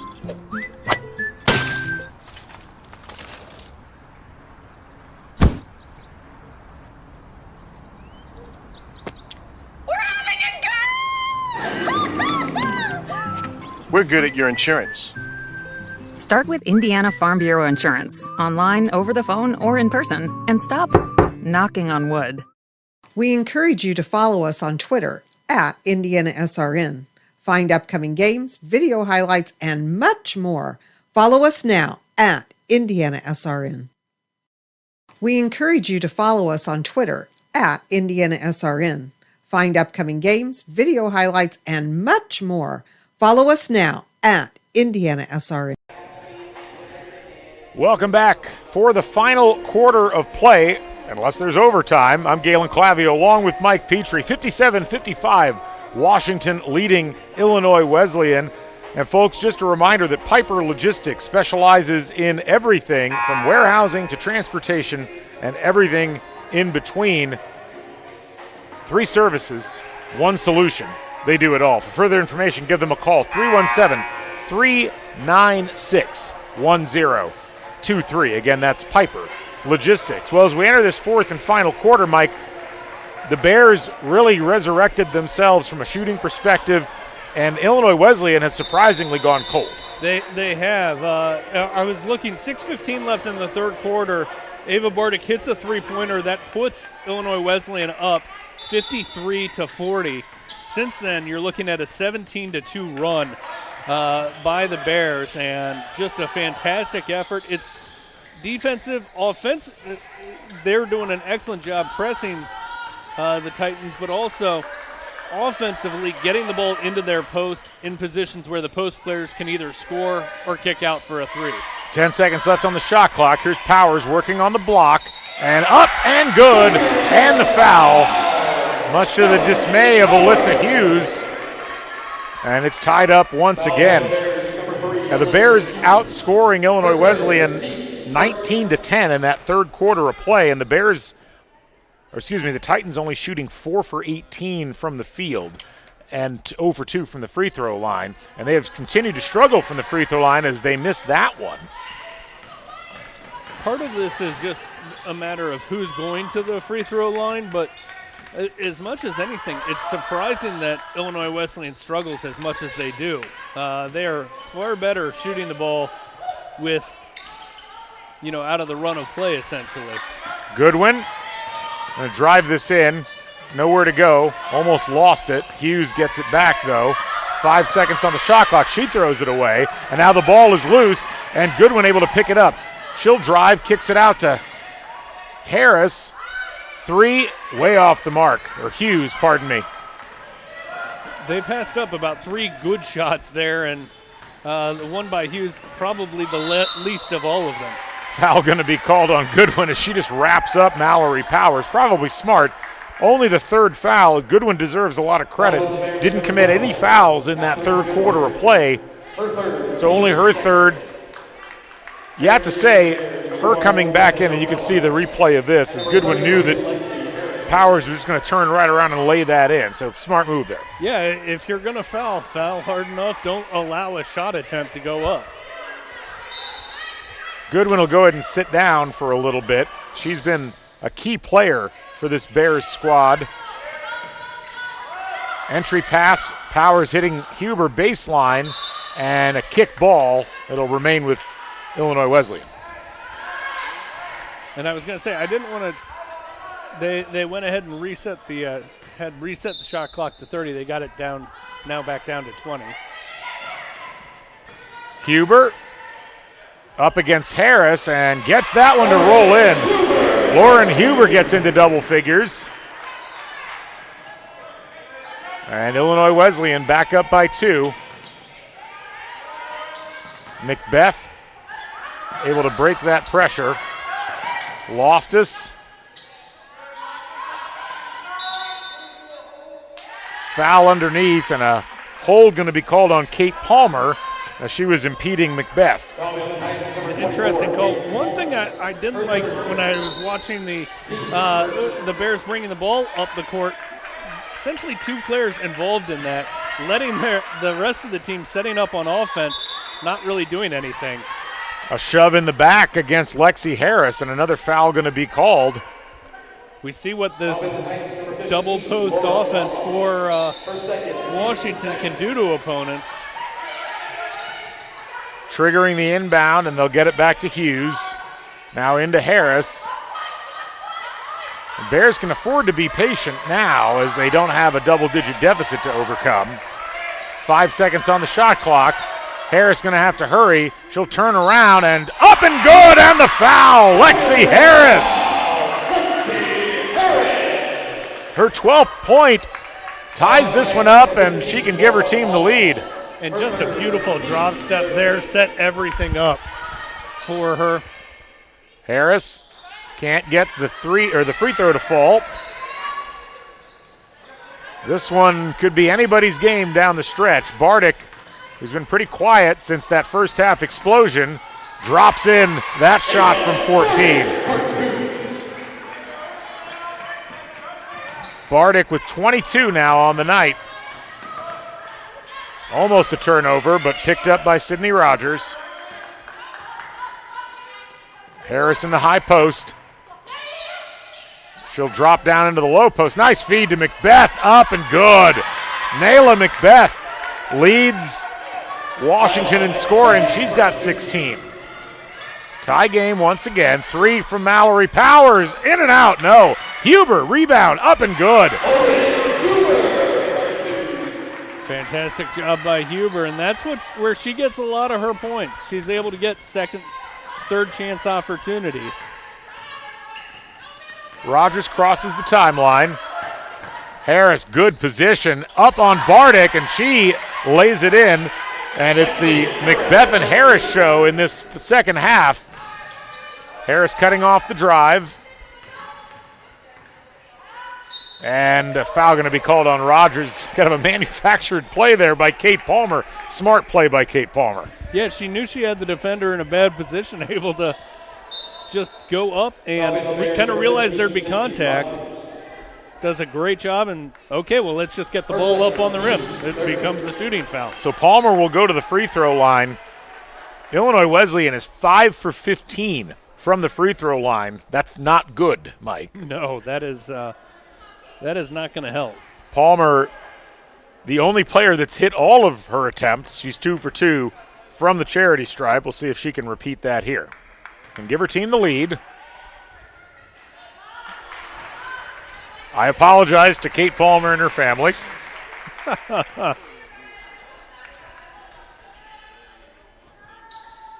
Rattles that second one home. So she does give her team the lead. So Rogers and Macbeth, they've really done a good job of adapting to that press. And Harris has it knocked out of her hands by Bardick. It'll remain with the Bears. And this is a very difficult defensive assignment, but it's what Illinois Wesleyan's going to have to do. You're starting to see them front the ball a little bit. Three-pointer from Del Bello, no, but Harris able to pull that rebound in. 64-63. Layup by Harris is good, and a 1-point lead now for Washington, 65-64. And an offensive foul is called. So they nail Lauren Huber with that, her second. And so Washington going to have possession with a lead, which has been unusual for them in this game. If I'm Randy Henderson, I'm telling my guards, you can shoot a three, but you have to get the ball down to the post first. Almost thrown away, knocked out of bounds by Mallory Powers. It'll remain Washington ball. I didn't hate that three from DeBello necessarily, except for the fact you've got to get a post touch. And if you get the ball to the post and they kick it back out to you, you're going to be way more open than if you just try to shoot it beforehand. Macbeth gave up her dribble. Now here's Harris moving up off the glass. Oh, that one rattled out. That's been pretty automatic for Lexi Harris up to this point. Palmer struggling with the dribble. Now here is the shot, no good from Sawyer White, but a foul going to be called. And I think they nailed, looks like they may have gotten Sydney Rogers on that one. Yeah, under the basket. Nope, actually that call going to be on Sydney Starks. That's her second. Foul starting to rack up for both teams. Powers gives up her dribble. Coming together of bodies in the post, and Powers gets it up. No, bounces off of Macbeth's fist and out of play. That will stay down here. Right? Knutson forced Macbeth, kind of couldn't get a clean grip on the ball, and because of that, just able to bat it away. Catherine Goodwin back in the game for the Bears. About 5.5 minutes left in this one. Here's the drive, cut off. Knutson couldn't find any space. 8 seconds on the shot clock. Knutson going to pull up from 15 and nails it. That's a nice shot by Katie Knutson. 4 points on the night for her. Well, I was about to say, I don't think that's exactly who they want having the ball with the clock winding down, but she certainly showed a sweet stroke there. Macbeth, little shove off, no call, and a foul going to be whistled as Sydney Starks did a nice job on that offensive rebound. Yeah, the offensive rebounds just getting defenses out of position here. Our final media timeout of the game. We'll go ahead and take it here. It's a 1-point ball game. We'll be back right after this.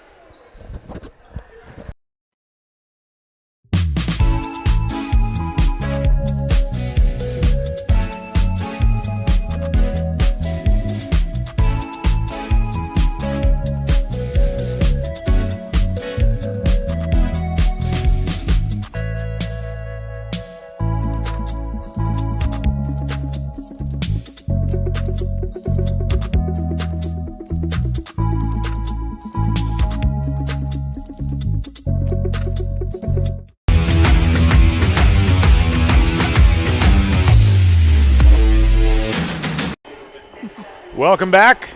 Illinois Wesleyan leads 66-65 in what's been a pretty thrilling game of basketball. A lot of runs back and forth.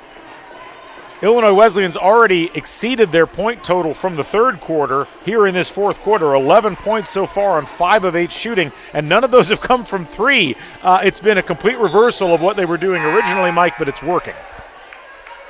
It's a good adaptation. I think some of that is Washington closing out on three-point shooters better. Some of it is just kind of a natural cooling down from the three-point line, but you've got to get points how you get points. And I think as we've seen from Washington in this second half, however you get them, it's fine. You've got 2 leading scorers for the Bears, Neil Macbeth and Lexi Harris, both with 16, showing how effective that post-game can be. Sydney Starks rattles in the first free throw and pures the second one. Back to a 1-point lead for the Bears. Lauren Huber back in the contest, replacing Kate Palmer. Sawyer White going to bring it up. Bears going to settle in to their half-court defense. Really anchored in the post by Lexi Harris.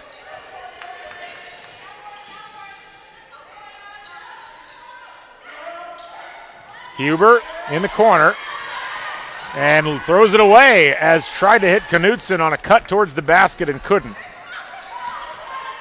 Catherine Goodwin right in, up, and lays it in. Catherine Goodwin, welcome back to the scoring column. Her first point since the first quarter. Ball up, no, and out of bounds off of Macbeth. 3-point lead for Washington now with 4:09 remaining, and Palmer going to come back in. And she'll replace Lauren Huber. Macbeth did a nice job there defensively. Just did enough to alter the shot. Gave Mallory Powers something to think about. Palmer for 3, no. And Macbeth comes away with the board.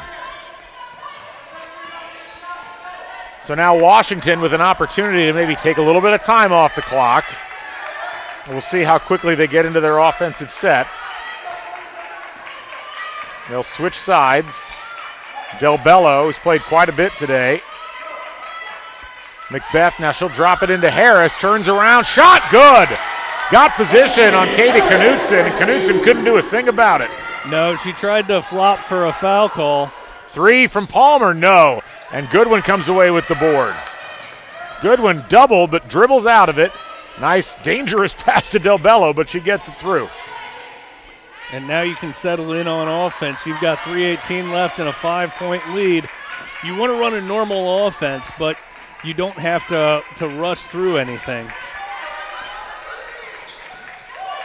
Bears looking in for Harris. They try to intercept that pass. No, Harris doesn't keep the ball up, throws it up, but a travel going to be called. And much to the confusion of Randy Henderson and the coaching staff of the Bears, they thought there was a foul there. She had some help for sure. Harris on that last turnaround, as you saw, just getting position. Hard for anybody to do anything about that with Harris's height. Bardick. Palmer drives, shot up, no, but a foul. Now they have to go back to the foul line, and that has not been their friend so far tonight. 6 for 17 from the charity stripe for Illinois Wesleyan on the night. Palmer 3 for 4. She's got 6 points on the evening.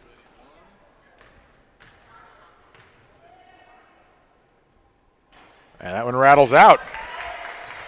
And honestly, I think that this is a symptom that you see.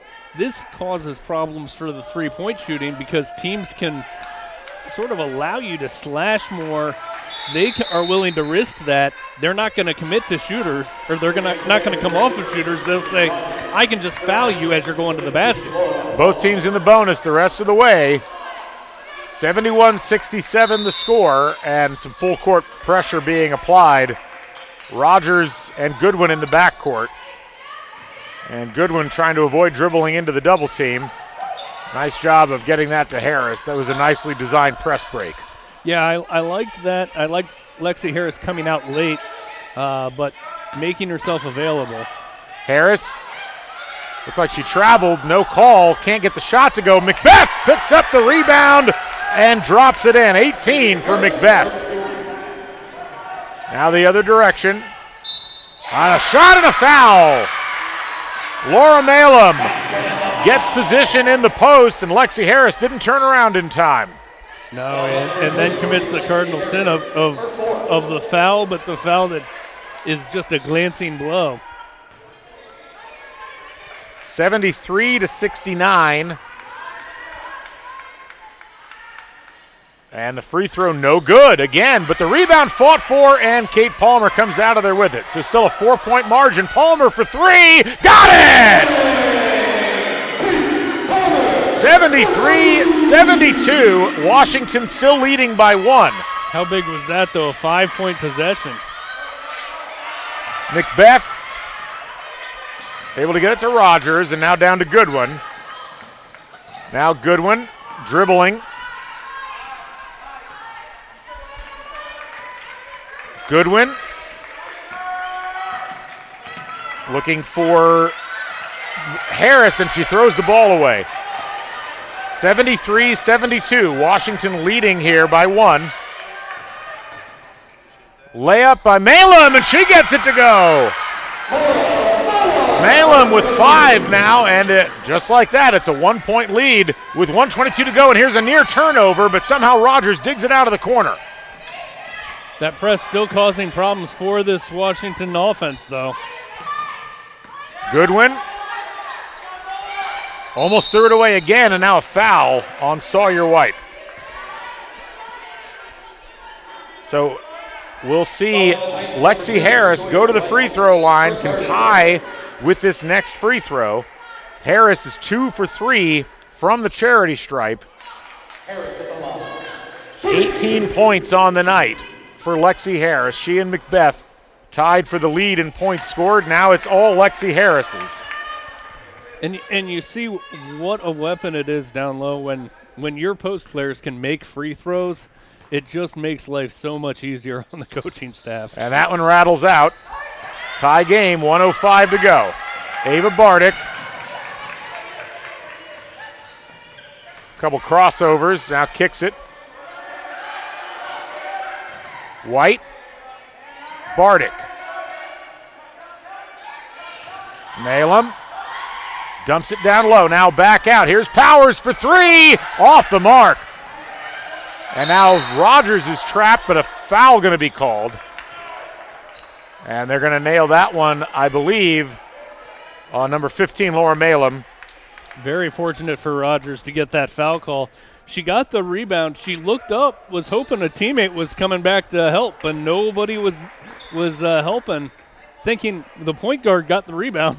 Let's break down and see if we can get a fast break point. So Washington going to take a timeout, 30-second timeout. We'll keep it here. This one's coming down to the final moment, 74-74. It's been a pretty even third quarter, 19 points scored by Illinois Wesleyan, 17 by Washington. Leading scorer, Lexi Harris, 19 points. She's got 5 rebounds, 4 fouls. That's something to keep an eye on. Nayla Macbeth with a double-double, 18 and 10 on the night. For Illinois Wesleyan, Ava Bardick still leading the team in scoring with 24 points, but she has not been the source of most of the scoring. You got to look at Laura Malum for that. You got to look at Mallory Powers a little bit. Here recently, that's where most of the baskets have been coming from. What do you expect the Bears to do on this possession, Mike? Well, I think Well, they're going to go to the free throw line. It should be that should be Sydney Rogers heading to the line, and I think that's going to be determinative of how Illinois Wesleyan can play. I think Illinois Wesleyan, they don't want to get into a foul shooting contest, especially as unconfident as they probably are at this point from the line. So, you've got to get back, get a basket as quickly as possible. And the officials look like they're still talking this over. There was a foul clearly called by the official that was right on the play. Yeah. And so I'm a little bit confused as to the confusion. But now they must have overruled on the foul and just called it a timeout. A timeout from Washington, yeah. Well, regardless, Washington, we'll see how quickly they decide to move here. 35 seconds. Del Bello gets her defender in the air. Rogers picks up her dribble. 18 on the shot clock. They're going away from what works for them, yeah. Harris getting triple teamed every time she catches it. Now she'll turn around and traveled. Lexi Harris got the feet moving a little too fast, and it sets up Illinois Wesleyan with an opportunity for 20 seconds left. A timeout. They're going to go ahead and take that. So we'll keep it here on the 30-second timeout. Folks, just a reminder, IndianaSRN Sports Web TV is your gateway to Indiana sports excellence. Partner with IndianaSRN, where success and sponsorship meet. You can contact us at coach@indianasrn.org. Again, that's coach@indianasrn.org. So both of these teams trying to figure out how to play this last possession. Washington got the ball where they wanted it on that, and then Lexi Harris, really, I mean, you can't blame her too much. She's getting jumped by 3 defenders at once, so she commits the turnover. Defensively, what are you trying to do here if you're Washington? And offensively, what does Illinois Wesleyan need to do? Well, if you're Illinois Wesleyan, I mean, you've just got to get the ball moving among your perimeter players in a way we really haven't seen. They've been more effective in this fourth quarter, but still the ball movement has not been what it was in that first half. Ideally, you would say get the ball in Ava Bardick's hands, but she has not been the scorer that you would anticipate. That was the 22nd turnover for the Bears. Ava Bardick, she spreads them out. Going to work on trying to bring it in. Now she'll get stopped. Off to Huber. Huber, 4 seconds, and a lay it up, and she gets it to go off glass. Timeout, Washington. What a shot by Lauren Huber, her 14th point of the night, and right when her team needed it the most, she comes up big. Absolutely, and just a fantastic play. They put their best defender on Bardick, and that freed up Huber a little bit, but she still got plenty of defense from Neil Macbeth, and just able to get it up over the taller defender. And one of the big keys there for that play from Huber, she, on that drive, brought the ball down first, which gave her a little more natural motion up to the basket and softly off the glass and in. So Huber with 14 points now in the night, 7 for 14 shooting, 7 rebounds. And Illinois Wesleyan in the catbird seat, 76-74. Washington going to get an inbounds on the side. Your bread and butter this game has been the interior play of Macbeth and Harris. You probably got to go that way and try to force overtime. You've got the three-point shot as a possibility, but Washington only 5 for 20 in the game from distance. Right. I think the real trick to this, to me, is that's a tricky pass to try to make from the interior. You're going to have to cover a lot of bodies and a lot of ground. But I still think you try to get it to Lexi Harris in the high post. Del Bello going to trigger. And they're going to call timeout as they didn't get the look that they were hoping for. They had Macbeth coming across on the baseline, but I don't think that Del Bello felt like she could make that pass accurately. No, and it wouldn't have been putting Macbeth in the best of positions. She would have been coming away from the basketball, having to receive it, catch it, turn, kind of all in one motion. what that did do, I thought was good. That was good. Was again, you had kind of two players on Harris, but she had them effectively sealed off. 2.3 seconds. I know you don't have the tenths of a second up on your clocks at home, but we've got them here. So they'll reset. It'll be Del Bello out there along with Starks, Harris, Rogers. And here's the inbound. Rogers going to turn around. Three-pointer in the air. Good! Good! Three-pointer made by Sydney Rogers. They're going to bring the teams back over to the sideline. Oh, I'm sorry. They're going to say that was a 2 and not a 3. I'm not sure how that wasn't a 3 as the looked for all the world. We had a direct angle, Mike, and her feet were both behind the line. Yeah. I don't know what they were looking at unless they were getting the two lines mixed up. Let's look at the replay here. And you can't really tell from that angle, but we are right above that position, and I'm quite surprised, I'll just say, at that call, but it's going to send us to overtime. So we will have 5 more minutes. Free basketball here on RHIT TV. So we'll take a break and come back with the overtime period, tied at 76. An active athlete looking for enhanced performance, comfort, and recovery? Then Skins is the perfect choice for you. Our revolutionary sports compression product provides better oxygen flow in your muscles, helps reduce fatigue and pain from intense physical activity, allowing athletes to push their boundaries and perform better. Skins helps keep everything, including you, on track. So don't wait any longer. Get your Skins now and experience unbeatable performance. Take your game to the next level with Skins.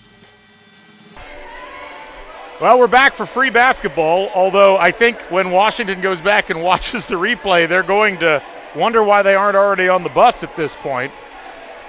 But this game was good enough that we're happy to see some overtime. Let's do a quick reset. Foul trouble going into this overtime. Lexi Harris, who's not starting on the floor for Washington with 4 fouls. She's the only one in immediate foul trouble. Bardick will get this tip and take it all the way in, and she'll get fouled on the layup attempt. A nice drive by Bardick, and she had a little bit more open space than she's seen really for much of the second half. Bardick off the back of the iron there. Bardick now 1 for 3 from the free throw line, still leading all scorers in this game with 24 points.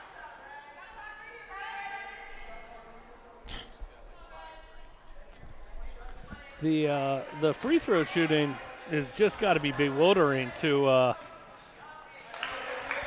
Illinois Wesleyan in this game.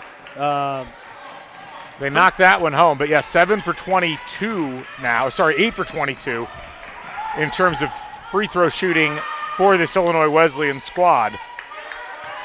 Bears needing to reset. Goodwin drops it into Macbeth.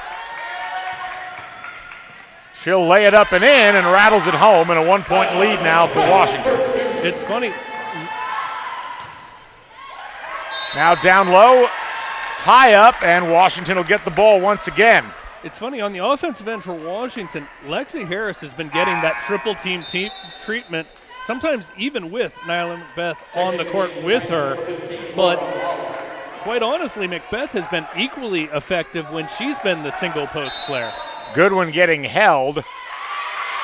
And, they're going to call Goodwin on the foul. That's her 4th foul. And, well, there's some really interesting interpretations of the rules with some of these, as we'll now see an inbound triggered for, it looks like Power's going to throw that one in. I'm still fascinated that was called on Goodwin, as it seemed like she was trying to free herself. Here's Huber, who scored the basket that almost won the game for Illinois Wesleyan.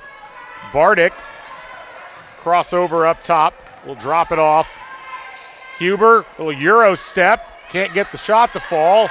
And it's picked out of the air by Brenna Loftus. Goodwin. Rogers, nice jump down, and that shot a little too hard as I think that slipped out of Macbeth's hands. Yeah, she knew there was help coming from the other side. She kind of rushed that. Powers turns around a couple of times, can't get a bead on the basket, and now a foul going to be called on Alyssa Hughes. Well, the Titans bailed out a little bit there, but what you're seeing, if you're not the tallest player on the team or on the court, spinning and doing anything that keeps you on the floor longer is a bad idea. Yeah, absolutely. So Hughes is going to sit back down again as that was her fourth foul. So she joins Harris and now Goodwin with 4 fouls. All on, well, Harris is back in the game now.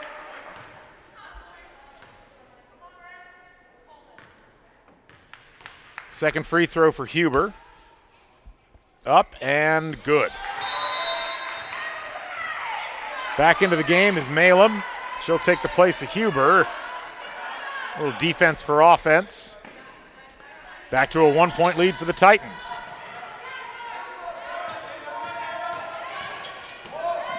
Rogers breaks it. She has some very good just straight line speed. Can be very effective in those press breaks. Starks, Harris, Goodwin into Harris, double teamed. Dropped into Loftus. Loftus lays it up. Oh, and can't get it to fall. And Harris can't get the rebound. Now forward. Titans. Here's Powers with the spin. And it's a 3-point lead now for Illinois Wesleyan.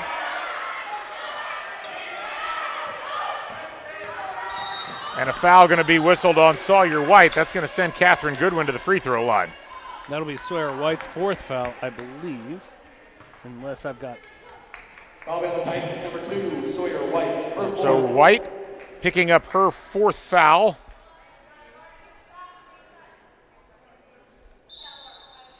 And Goodwin stepping to the free throw line. Goodwin is yet to go to the free throw line tonight.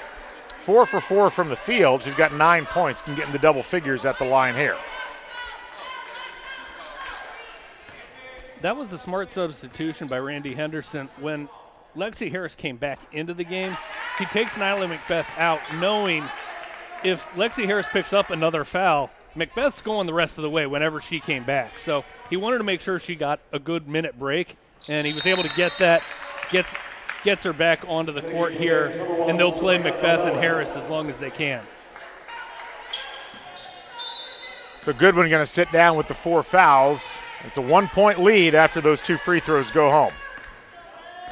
Bardick.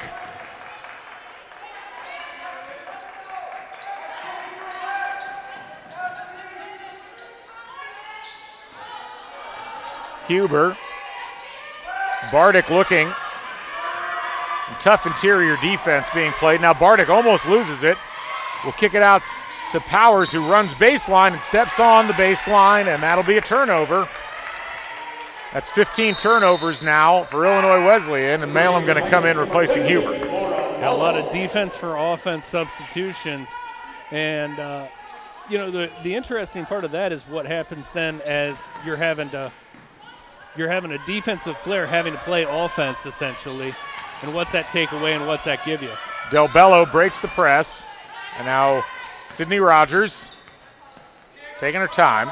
Still a 1-point game. 12 on the shot clock. Rogers looking for daylight. Into the paint, kicks it back out. 5 on the shot clock.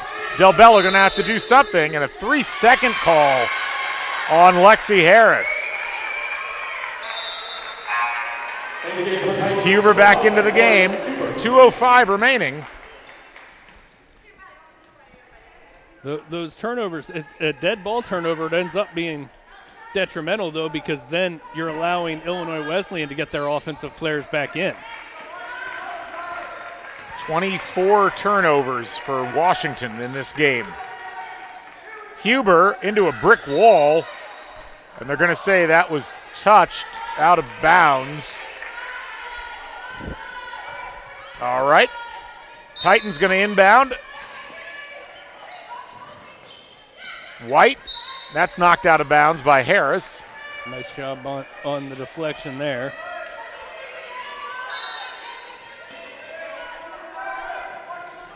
Trigger coming in from Powers. Struggles, and 5 seconds is called.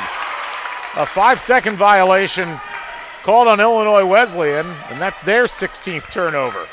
I was starting to think that was getting close. I surprised Illinois Wesleyan. I don't know their timeout situation. Del Bello, some trouble here against this press, but able to get it to Harris. Here's a pass to Starks. Starks lays it up, too strong. Knocked away, though, and Rogers picks it up. 1:35 remaining. Shot clock didn't reset there.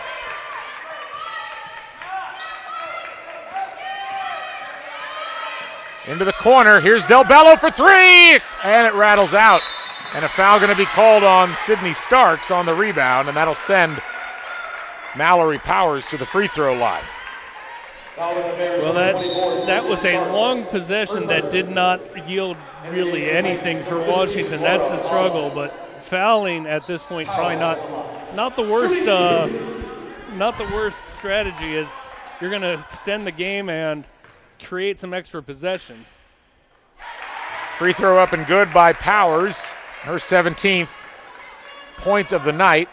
17 and 10 so far with 6 assists for Mallory Powers.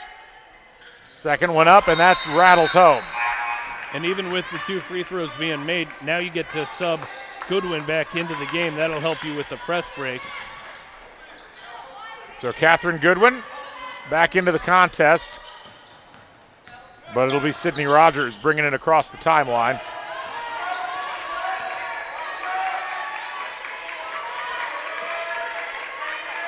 Goodwin directing some traffic here. Lobbed in and knocked out of bounds. 10 seconds left on the shot clock. 1 minute left on the game clock. Del Bello going to come in replacing Macbeth. A little bit of a surprise given that Washington's still on offense here. Yeah, knowing you might need a 3 here quickly. 5 seconds on the shot clock. Starks to Harris, turnaround jumper, no. And that'll be a shot clock violation. More substitutions as Huber going to come back into the contest. Macbeth going to come back into the contest. So Illinois Wesleyan would probably like to get some points on the board here. You don't want to leave this a one-possession game, but you're not in a particular hurry. You can get this down to about 20 seconds left on the game clock. Bardick dribbles it up against no pressure, but picked up at half court.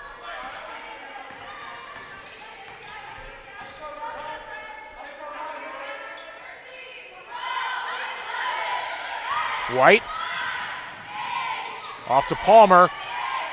5 on the shot clock. White to Palmer. 3 in the air. No. Air ball. Powers rebound. No, but rebounded again by Powers. And they can dribble it out unless they're fouled, and Goodwin's going to commit her 5th, and that'll send Mallory Powers to the free throw line. And she has really been the player that's come through for Illinois Wesleyan here in the closing minutes. Yeah, you can't be picky about who you're going to foul there. You're down 3. You just need extra possessions, but that's probably the person you least want at the foul line if you're Washington University. So Washington, with Catherine Goodwin fouling out, does a quick huddle as they figure out a new plan. Powers, 2 for 3 from the free throw line. And she drops that one home, and it's a 2-possession game. 14 seconds left. Mallory Powers can get her 20th point if she knocks this one home. And she does. We're going to get a timeout by Washington here. Timeout by the Bears. So we'll reset things for you. 83-80 the score. 14 seconds. 85. Sorry, they hadn't updated the scoreboard yet on our stat sheets. 85-80.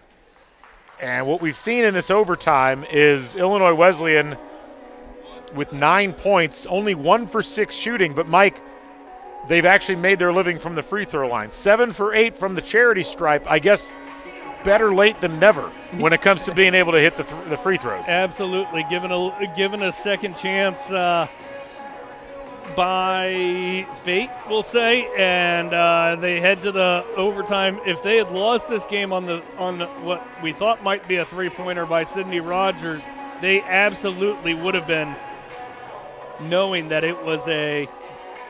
Yeah, again, we just don't have the right angle there. I honestly, I see what the official saw, which was she pushed back with her left foot, which was on the line, but then she took off from her right foot, which was well behind the line, so she didn't really take off from 2 feet, but I can at least see, I don't think I saw it the way he saw it, but I can see what he was looking at, we'll say. But with that, they were given a second chance at life, and with that, they've been able to take advantage. They've gotten, some breaks, and they've made the most of them. Well, and all credit to Illinois Wesleyan for changing their defensive approach in this overtime. Ball going to be through the hands of Starks and out of bounds, and that's pretty much going to do it for the Bears, as they couldn't get that possession up. And now a timeout going to be called by Illinois Wesleyan. No, and now you've got to go for a steal on the inbound pass and foul it immediately if you're Washington. But that was your chance. You really needed.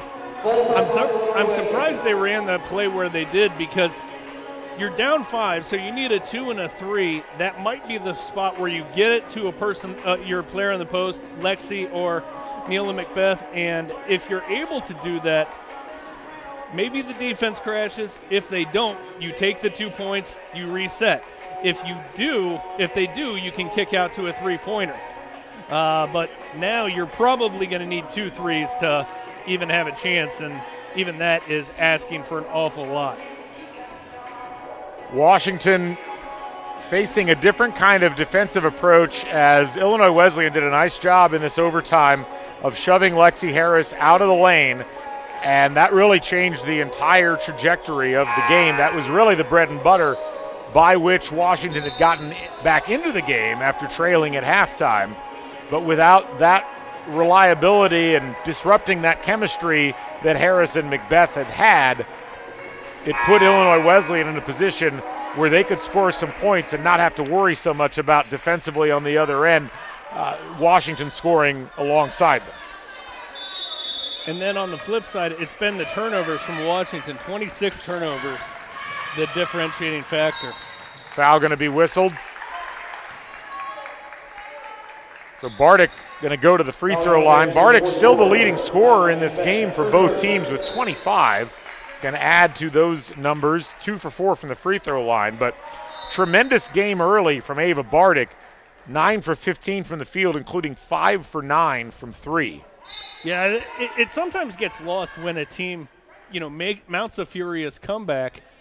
Ava Bardick was the reason why Illinois Wesleyan was out in front by 13 points. Bardick knocks that one home. Bardick and Powers, the 2 players in the 20s for Illinois Wesleyan, as Bardick knocks down the second one. So 27 for Ava Bardick and Mallory Powers with 20. And it'll be Sydney Rogers coming down the floor. 3-pointer off, no good, and that will be the ball game. Congratulations to the Illinois Wesleyan Titans.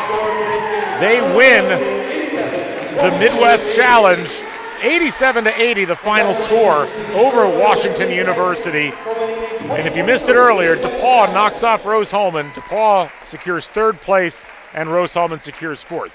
We're going to go ahead and wrap up. Mike, it's been a pleasure broadcasting with you these last couple of days. Our thanks to our crew for some tremendous visuals throughout the course of the games.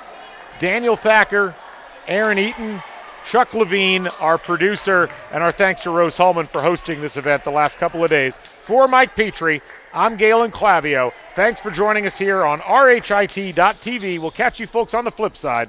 So long, everybody.